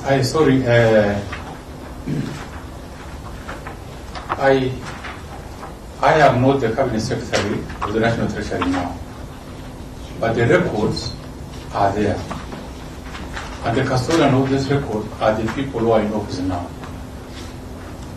The Director General. I see the agitation. By Shemiwa Kainan, I see your agitation. Yes. I'm supposing that it is a rejoinder. Yes. And allow me, members, this one exception. Honorable Kenan has been agitated for now 15 minutes. So I want to hear what it is that... Follow parliamentary practice. But if it is a question... No, it's the same actually. You have asked the same question. Yes. Really, what you have been asked is a practical question. It's the same question. Just I want to just amplify it and put it straight, because the same question the chairman had asked is what I planned. This particular transaction actually was initiated upside down. It ought to have started from Telkom, Treasury, but right now it started from somewhere, and then the real owners, Telkom, has finally, after all this, on 19 you wrote a letter, and this is the practical reality. You wrote a letter to the chairman of Telkom, asking them to sanction whatever transaction that you have undertaken. And finally they say, because of lack of quorum of their board, they are not in a position. I'll give you a practical example. That you desire some changes in your birth certificate. You go to a lawyer, initiate a process, but the register of births declines until you get that approval. And this is the fallacy. So administratively, Treasury has undertaken some changes. But legally speaking, this transaction is not complete. That is what the chairman is asking. And that is where we are. And I think until that is sorted out, because if you look at the content of your letter dated 19 August 2022, taking into account all the enclosures and the response by Chairman Telkom, they say, no, we are not in a position to legalize. And that's the import of it. But the chair, through you, I wouldn't allow you to ask the question. No, we are communicating. We are communicating some of the solutions of this. But allow me your that is what I wanted to just say to the minister. Yes. To put it in perspective. Brilliant. As a result of this, what is the legal position and how are we protected as taxpayers? Brilliant, and it's a matter we would be able to gloss over, because it is one of the key reasons why this inquiry is happening, to establish if the Committee of Communication, Information and Innovation can continue oversighting and superintending over Telkom if we would know if it is a government asset or entity. And I think you're seeking further clarification. Before you respond, Madam Ambassador, perhaps we will not be here if there was strict adherence to the law. So I'm quite disturbed when you actually say that it was the shares were transferred, or the shares are in custody of Treasury, and therefore Telkom Kenya is completely 100% owned by GUK. You know, Ambassador, we operate under laws in this land. And the document that you have provided with us here, these lawyers, these Anjavana and Hana lawyers that were supposed to facilitate this particular transaction, in a letter dated 17th of August 2022, talk about the release of escrow documents. And then that letter says they have the share transfer form in respect to the sale of shares in form of GOK duly executed by JHF and GOK. They say GOK's signature not witness. So if you go to page 2, talks about all those documents that are there that have been provided for that I haven't. Page 3 has the signature of the lawyer, and then the next page on the transfer of shares or stock, signed and delivered by the transferor, Jamhuri Holdings Limited, and in the presence of an advocate commission, not a republic. That page is blank. The second page has a signature by the Cabinet Secretary Treasury, which I think is yourself, in the presence of an advocate commission of office, not a republic, not there. The second page has now the declaration by Paul Cunningham. So it therefore means that technically as we speak, Jamhuri Holdings can come and say they actually own Telkom. Because technically the transaction was never completed. Whether you have the share, whether the share certificate is in Treasury or not, the transaction is not complete. Therefore, the takeover has not taken place. In any case, Madam Ambassador, They should now be operating then under the PFM Act.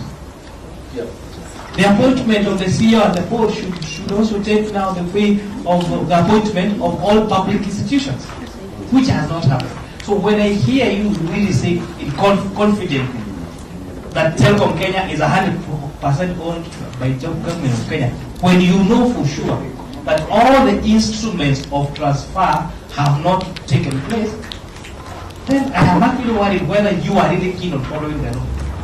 And maybe to just use a certain different example, if the president is duly elected and announced, until that time when the instruments of power actually transferred, that's when power takes over. That's when you can say you have a substantive president. So they're now saying that this has not happened, but I'm really concerned. And I really want to know whether that you actually believe that Telkom Kenya is owned by GUK, even when the legal procedure in terms of the technicality of the transfer has not been effective. Honorable members, because of procedure, there are members who haven't posed their questions. You will allow me procedurally to allow Ambassador Ukur to, because this was an intervention to the first batch of questions, to first exhaust this session. And when you're satisfied that you have made your submissions, kindly indicate to us, Ambassador, that you are ready for the second round of questions. He will be listened to and interrupted.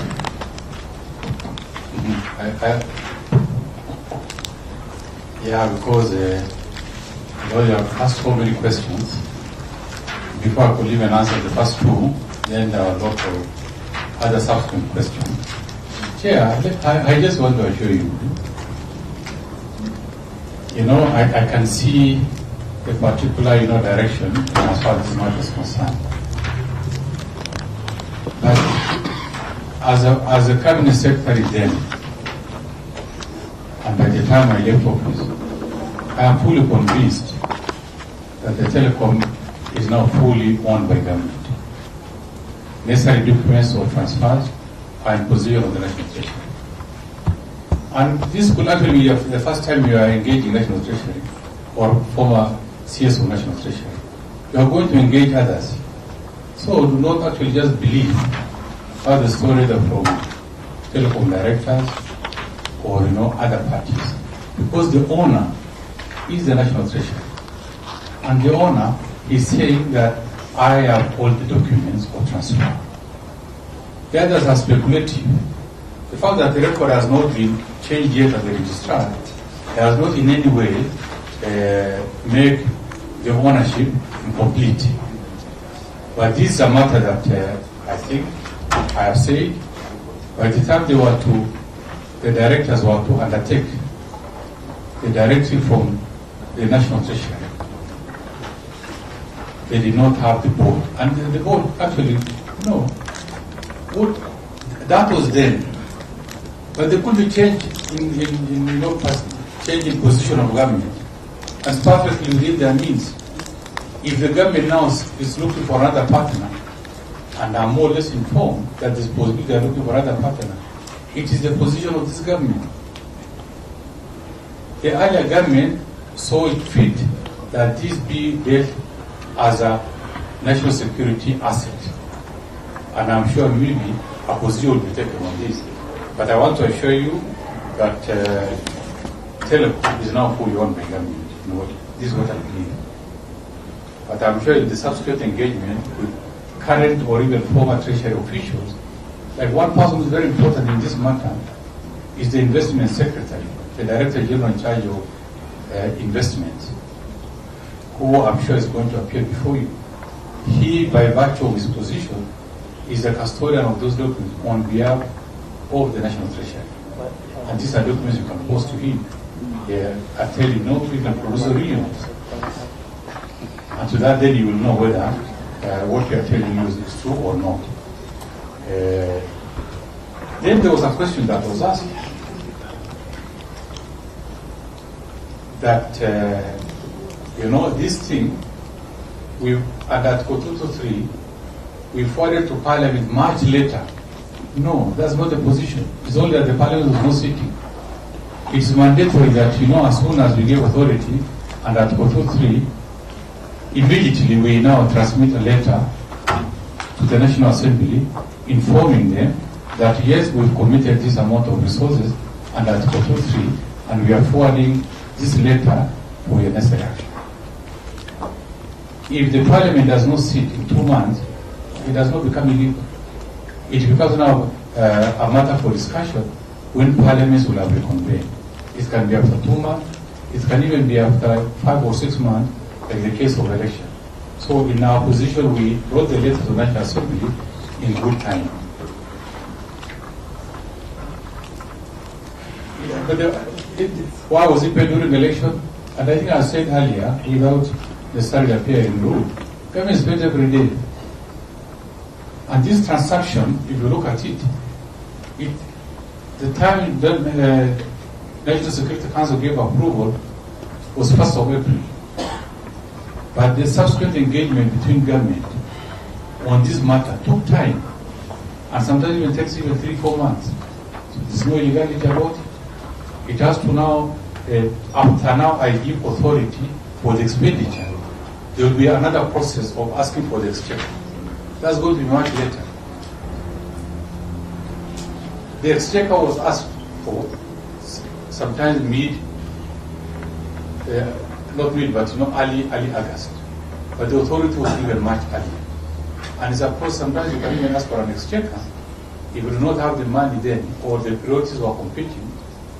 Because when we have this, the first thing we do is to pay debts and deal with issues of salaries and deal with issues of basic. Sometimes, you collect a certain amount of money in a day, but against, competing requisition. And therefore we make it a matter of, we prioritize. So the fact that the payments was done around election time, there's nothing wrong about it. And it's not really a matter that, there was a preconceived position on maybe, for that payments to undertaken. Then I was asked whether I have interacted with the directors. I want to tell you I've never. But the office that deals with issues of negotiation of this document, I don't know whether they met it. But the negotiations were done within the law. Everything was done within the process until the final share and other deed of actions were transferred to the National Treasury. I then a member asked whether I've gone to, I don't know, did you say Mauritius or something island? I have never been to those places. Even on any other mission, I've never been there. I don't even know. I've never had the opportunity to go there. And for me, there was no need even for me. I told you, any of the directors of this matter, I have never met you. I don't know them. But on paper, we've been prosecuting on the matter on behalf of government. My office are the ones who are dealing with issues of negotiation of the terms. And the documents are well spelled out. I told them also advanced them, and these are things which were done. Then there was a question whether I should have followed the payment after I had already paid. I can't do that. If all those necessary undertakings were done and the payment was made, what business do I have to now engage those directors and ask them how the money was spent? It can't work. Like, Treasury pays on a daily basis, including your salaries. I have no business to ask how you spend your salary, or how money for a contractor, or how a contractor uses his money, or that one is not possible. Because it will have actually shown that I've conflicted on it. Therefore, I have no business asking who were the beneficiaries, how that money was used. It will be very important to know if at all if there's any indication that there could be a possibility that money was not right for the use for the right purpose. Then I will also be keen, just like you, to know what happened. Then there was a question of why, because the initial proposal from my PS is to use a bond, a personalized bond, payable to be serviced over a period of time. We couldn't go that route because that is borrowing, and borrowing has its own other limitations. Whereas, we have to go another rigorous process, and we do not go for an event. It has to be done by the national bank. And that's why we say we process it through the normal exchequer demands. And then there was another question, whether the time frame was given for the put option. I said yes, we had a time frame of 31st July. Failure to pay by that time, then it will have been a serious consequence on government. Even when we varied this date, we formally wrote to them, asking them for an extension, which they gave us about 2 weeks or 3 weeks. I think about the budgetary process, why we did not process through budget. I think in my presentation I already indicated that, that was an election year, and the budget reading was done, I think either March or April.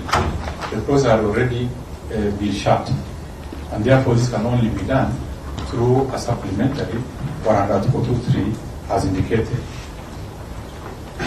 You also asked about the share transfers. This I indicated that they were fully transferred, and I think this is the right person to ask are the people who are noticed now, because they are the custodian of all the shares and other necessary documents. Then there was a question I was asked, which public interest?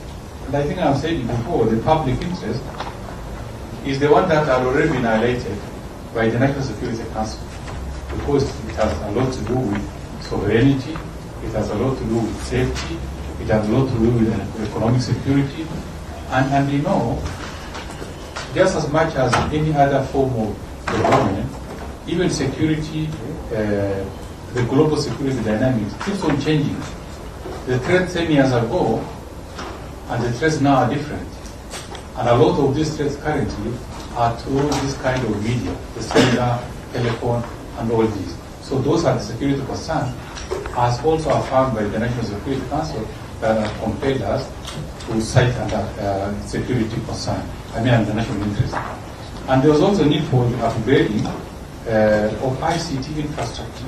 They were all indicated in this. Then there was a question of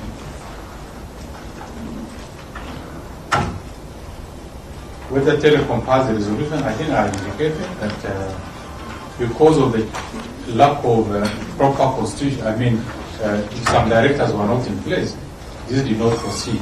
If it proceeded later on, I don't know. My assumption is that it will have proceeded. If it did not proceed, maybe the people in the office will tell us why. Whether my office has met Paul Cunningham, I don't know. And this one I've already said. But me, I've never seen it. I don't know it, but I know on record he's one of the shareholders of Helios and by extension Jamhuri Holding. And therefore, he was a critical partner in as far as government was concerned because of this shareholding. The issue of bond I explained. Yes, there was a question which was asked, why security concerns now and not those times when Orange was a critical stakeholder or when Helios was a critical stakeholder? I think this is best known to the National Security Council. But I said also security issues are dynamic changes and things are now maybe more pronounced now than that time. But for details, maybe the concerned organ will be in a better position to explain to you. Why, whether the current CS Treasury is looking for a new partner, I don't know. My assumption is that it is based on the decision then, the government will proceed with the decision. If the government has another view, it's perfectly within their right to have a change of view and course of the same. I think one of the members of Parliament also asked about the National Security Communication Authority. By the way, there's an attempt, really not an attempt, but there's a position on government to consolidate all national security communication and put it under either the military or the intelligence. This one I do not have full information, but that is there. Maybe the concerned officers can explain.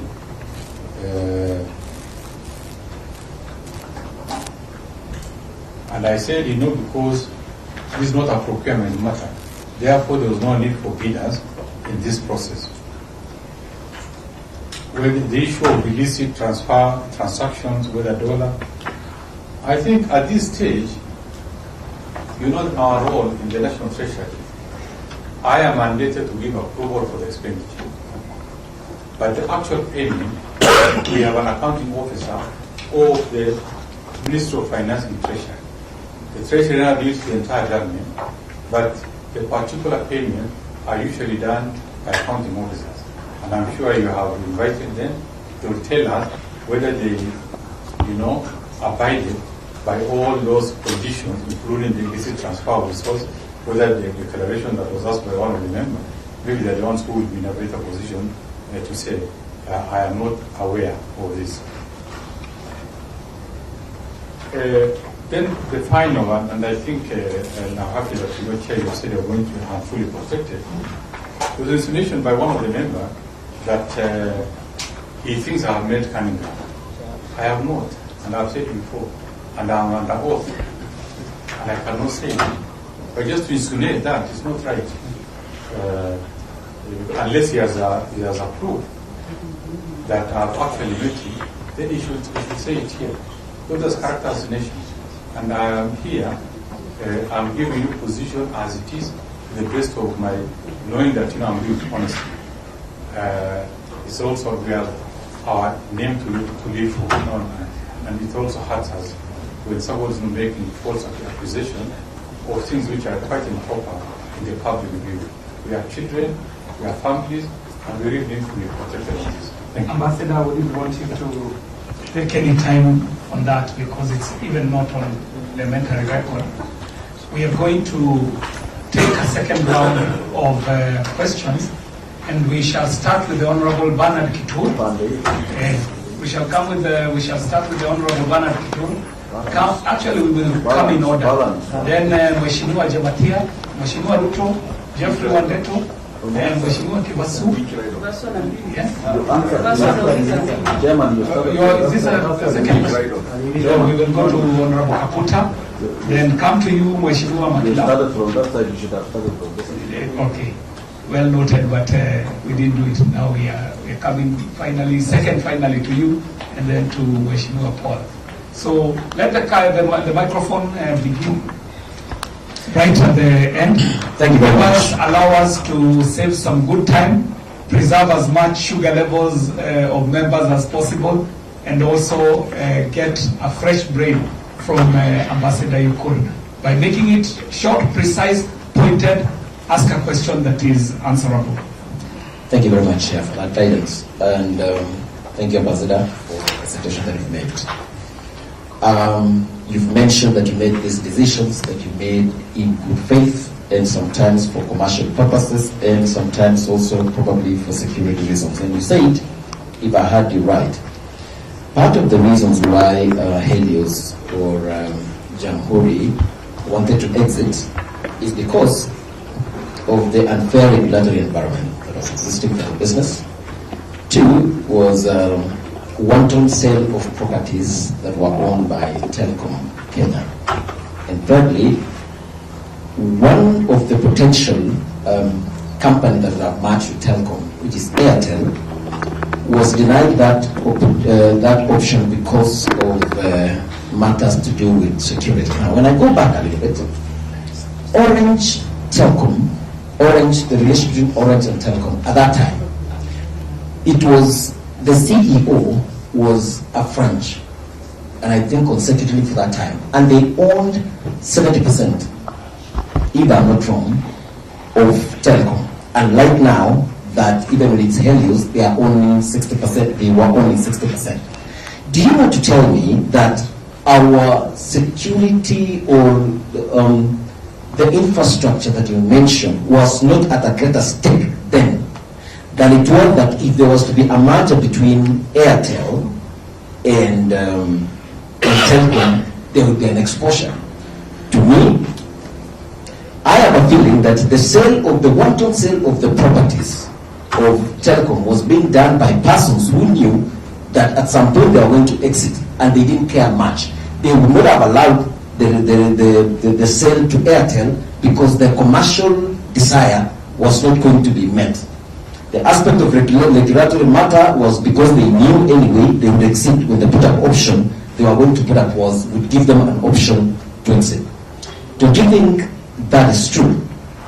Secondly, is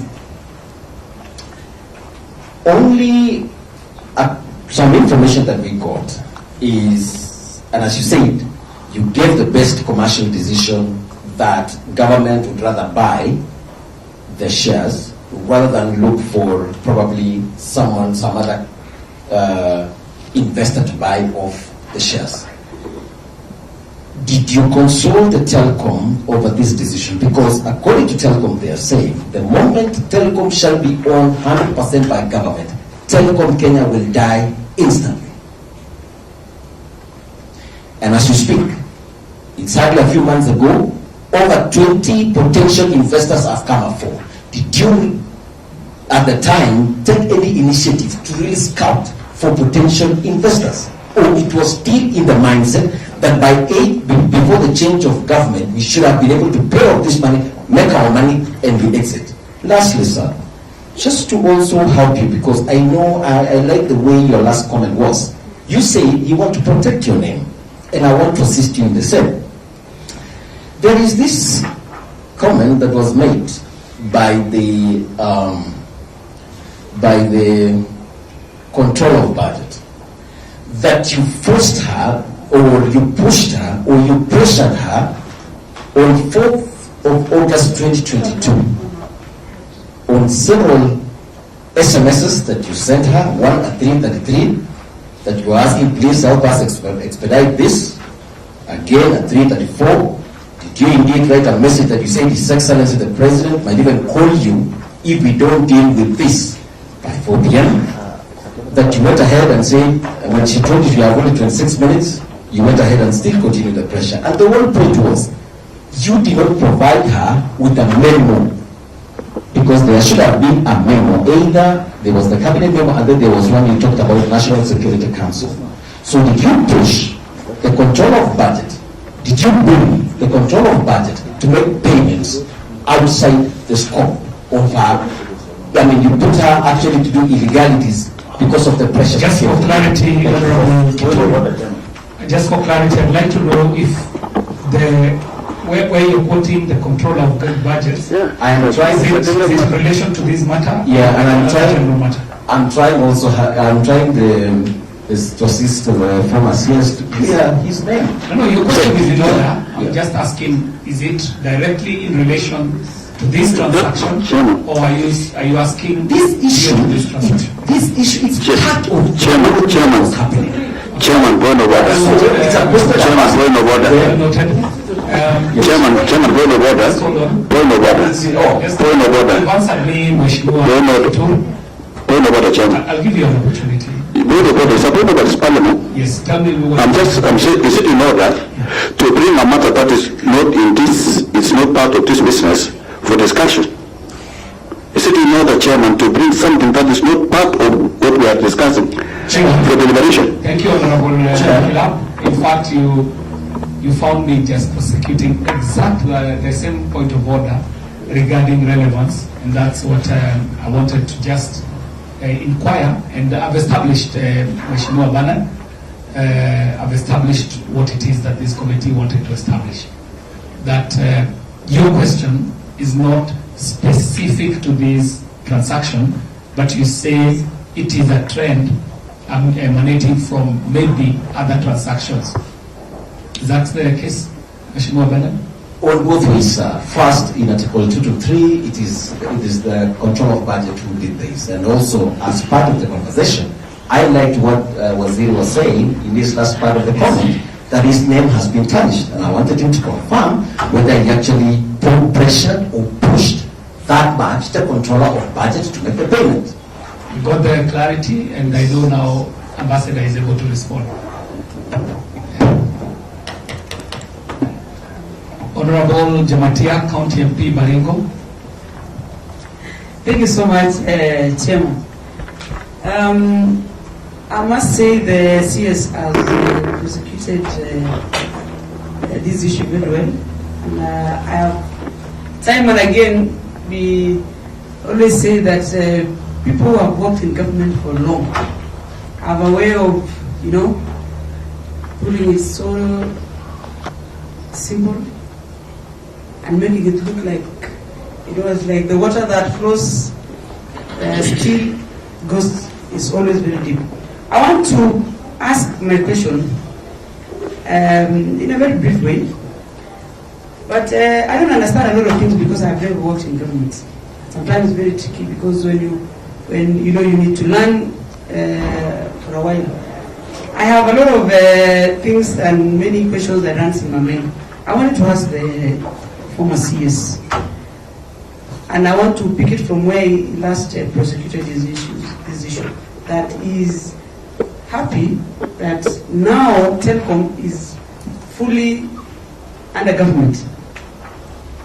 Yesterday, we had the chair of CAK, and he was very categorical that if Telkom is taken back to government, Telkom is not able to probably do or survive, for lack of a better word.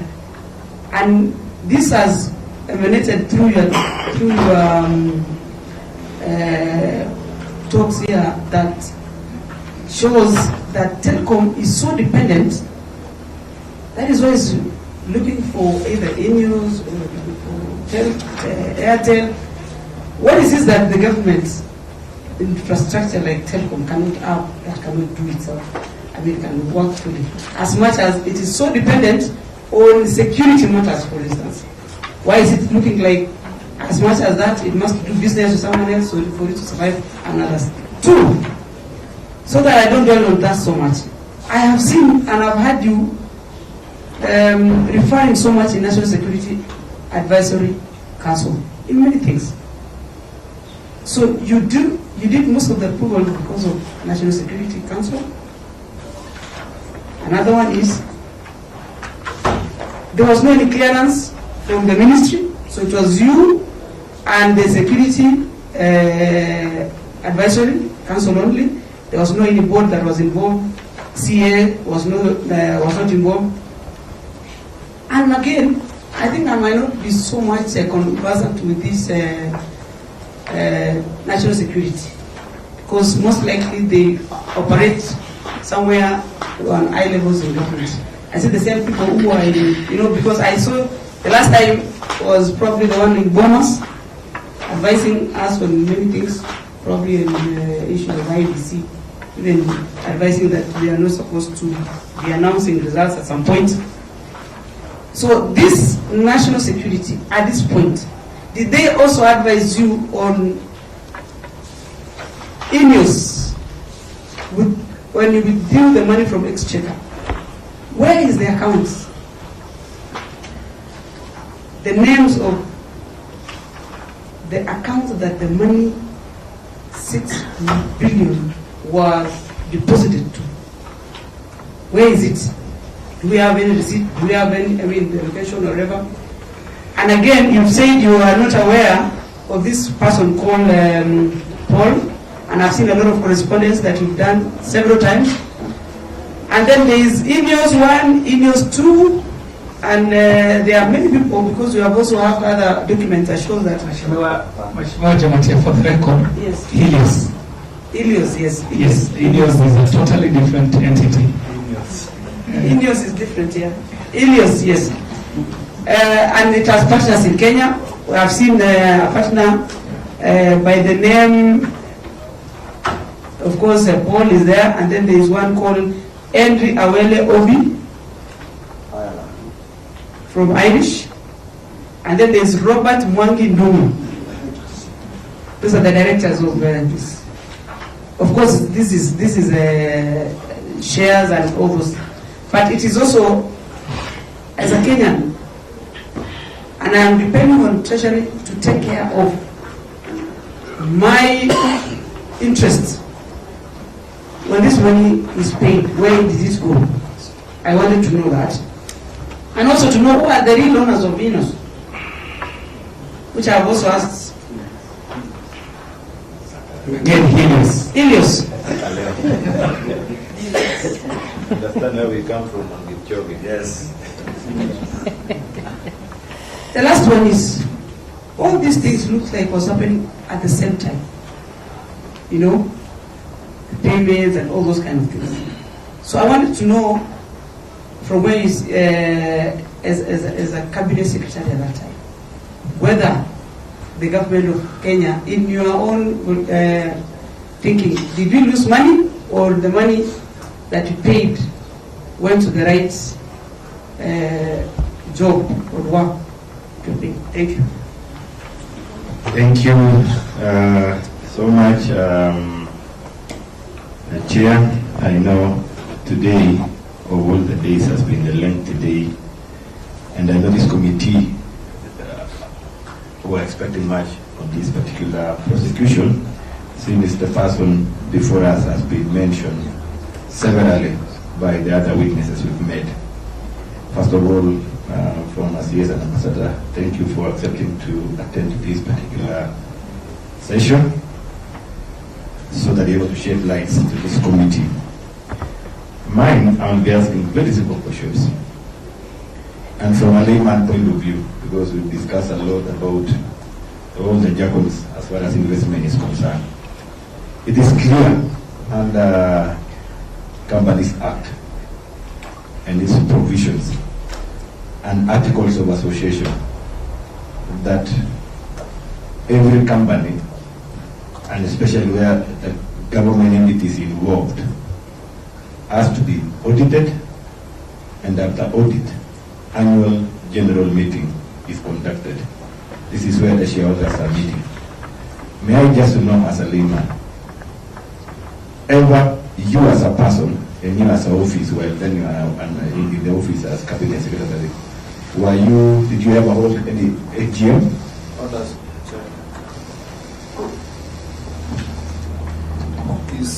Honorable Ruto, address the chair kindly. Okay, thank you.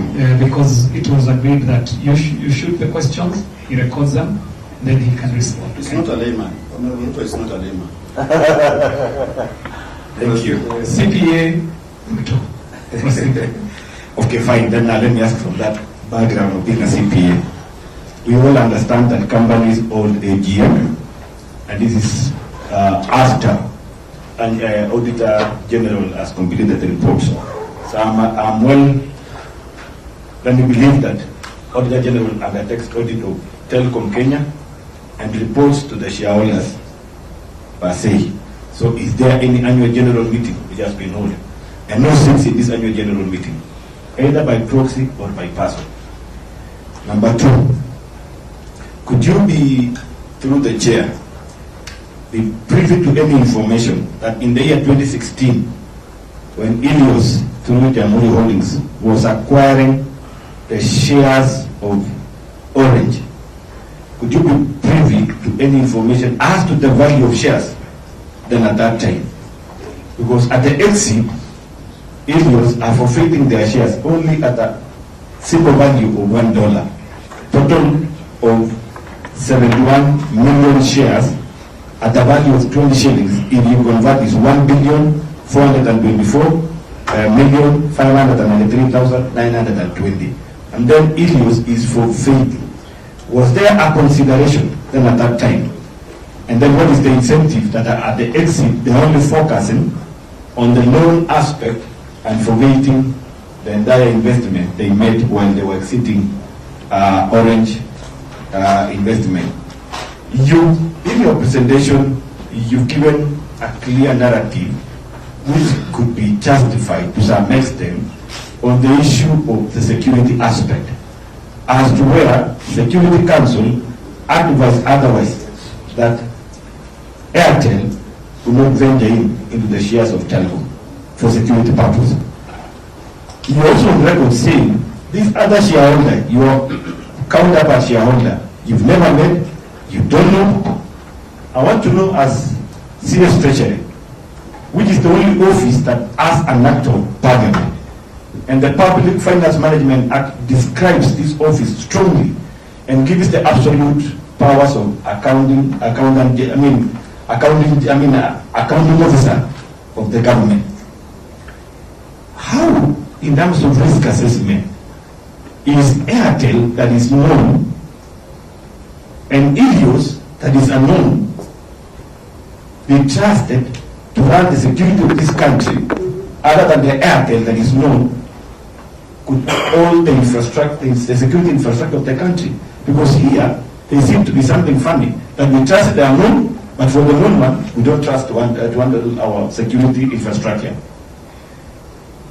Of course, you say, well, as matters of approvals by the cabinet and AG and CAK, where CAK are denouncing that they just gave their comment and they were never got back, they were written back, they were never approached back that whatever the conditions they had provided had been met. Then it means Treasury proceeded minus the approvals. That is another illegality. What informed the buyback? We're all aware that the laws in Kenya provides for privatization, with this law expressly that allows the buyback of what had already been privatized there before. I think it's a new area that also I need to learn. In terms of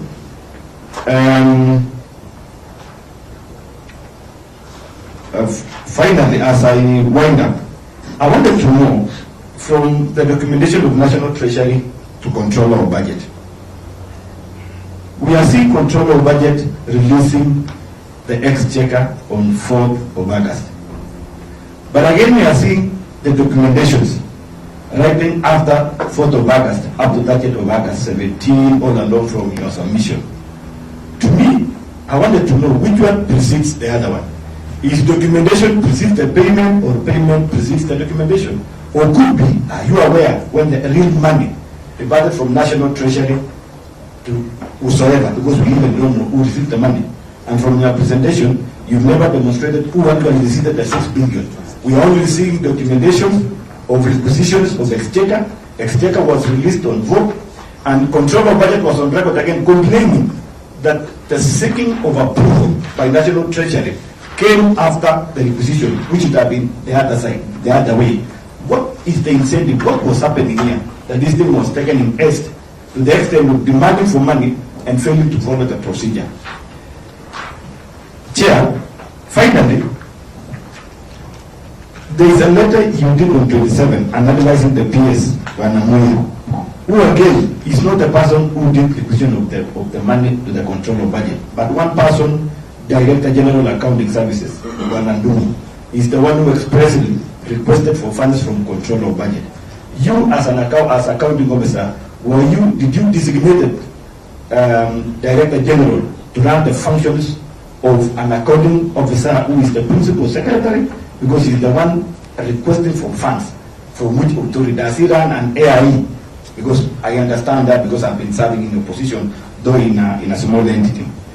So I wanted to know on this particular matter, was PFM Act, PPRA Act, as you advised, really followed? Because we are seeing documentation is coming way after the money has been released, then which particular procedure was followed. Chair, I think I had a lot, but for this case, let me rest my case so that other people can be able to follow up on the same issue. I also wanted to know who is this documentation of escrow. You put some statement on that. Thank you so much. Honorable Member for Teto Constituency. Thank you, Chair. For the record, my name is CPA Geoffrey Mandeto, Member of Parliament for Teto Constituency, and a member of the Committee on Communication, Information and Innovation. I have 3 questions. I had actually 5, but 2 have been prosecuted, so I see no need to repeat them. But one is a follow-up question to what the former Cabinet Secretary answered. And I'm saying, if the interest or if the purpose of this transaction was to protect the security of the country, as you have rightly said, and we all knew that Telkom was actually in a negative capital position, what we say in simple terms, technically insolvent, which means in an unlikely scenario that the company collapsed, all shareholders, Helios, government, would have walked away with nothing. That is the correct position. My question is, why help one shareholder by way of reimbursing him for loans? Because shareholders bring in their effort to a company to run it. They either win together or lose together. Why did one shareholder, being GUK here, opt to take over or to help another shareholder basically flee a burning platform? What would have been better? Pay Helios or inject some money into Telkom Kenya to save it from collapse? That is question number one.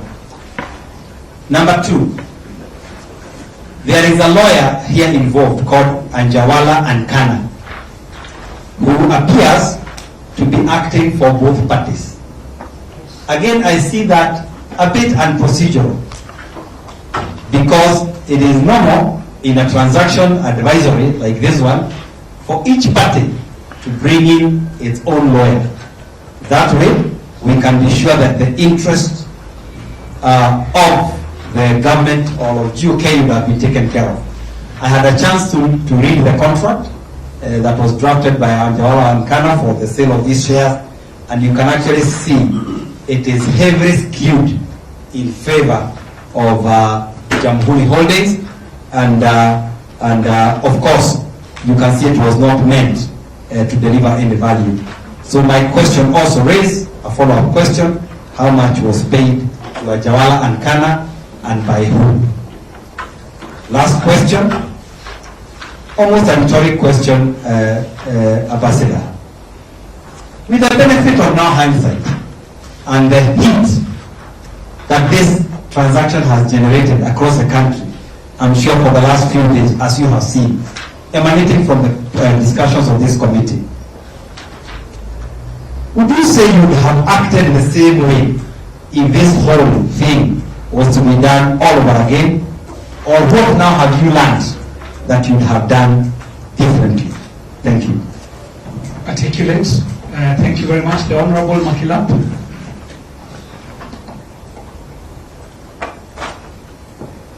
Chairman, my questions are very simple and straightforward. And it is from the presentations of Ambassador Ukur Yatani. The first letter which required permission elsewhere is referred on is a circular that came on 1st of April 2022 by the National Security Council. This National Security Council, as per law or by my understanding, is chaired by the President, deputized by the Deputy President, and who communicated this letter, which was written on 1st of April 2022, who wrote it? Is it the chairman, the secretary, which is the head of public service, or the deputy? Because those are the top-ranking decision-making in National Security Council. That's what we wanted to know, so that we know the next person of interest in that particular letter. Because a letter does not just come, it must come with a signature of someone. Third, there is another letter that was dated September 2021, written as classified, who sought concurrence to proceed with the proposed exit by Jamhuri Holdings. Again, this is an executive office of the President. In this case, this communication for this letter dated September 2021, who wrote it? Head of Public Service, President or President. Who? Because there must be a signature for it. And whether we have actually invited those people who have written those letters. The last letter, which goes to our 3, is a classified which requires a classified permission came from the office of the president, a communication was done. So this person who communicates from the office of the president needs to appear in this particular committee. Number two, in my understanding, a put option chairman, in this particular case, where there are only two shareholders, I think members need to know, Telkom without two shareholders, there is nothing called Telkom. Telkom is owned by Jamhuri and GOK. These are two partners. And in their agreement, and this thing called put option means, when the time for me comes to exceed from the company, I sell my shares to willing buyer, willing seller. Or the second partner buys it. In this particular case, it is the government of Kenya who advised the second shareholder, who advised that they should not buy from, they should not sell it to Airtel. So if Indians wanted to exceed, and here they are being told not to sell to Airtel, in this put option, who is the next person? GOK. GOK. And in this GOK, you will buy under any condition of illness, because it is a put option that was in the earlier agreement. So to me, this thing was closed long time ago through the earlier agreement. And finally, Chairman, at least this one I have seen, the letter that went to Parliament. I have some other clarifications on the communication. When the CA Director General writes to say, taking all factors into consideration, the authority has no objection to the proposed acquisition, and therefore grants approval subject to following conditions. These conditions are, I now want to ask the witness, these conditions is required at one time. Is it before or after? And finally, Chairman, is what I want to quote it a layman's language. You buy a cow? No, before that, was there a cabinet memo? And who brought this matter to cabinet? We have not seen in all this transaction, Chairman, we have not seen the cabinet memo. And some of this communication referred to cabinet memo. If there was something that was tabled in the cabinet, who tabled it until it became cabinet memo before it is now picked up by the shareholder? Last one, Chairman, is I'm a Baptist. I buy a cow from an owner, pay everything, I have a receipt, but the cow is still in that bone. Yes. Is the cow mine or not mine? Yes. It's my cow. Yeah. Yes, nimenunua ng'ombe kwa ile boma, nimepewa receipt, lakini sitachukua. Ng'ombe ni yangu au sio yangu? Ni yangu. Nimenunua gari kwa Kasoko, nimelipa kila kitu, nimewacha transfer. Is an attend the local. Is the cow mine or not mine? Yes. And finally, members, through you, Chairman, you say, and if you are taking it seriously what we had yesterday, and it was confirmed by the chairman of Telkom, that there is interest to sell Telkom to an interested investor. What does that tell you, Chairman? Does that not tell you the government has accepted that this cow is ours? And then we are selling it. Find out more. Thank you. CS will confirm. Finally, we need to hear from the Honorable Paul. Summarily pointed, ask a question that Honorable Waziri is able to respond to. Yeah, just to be on record, I'm Paul Diego, Member of Parliament Chisumen, and mine will be very brief because being last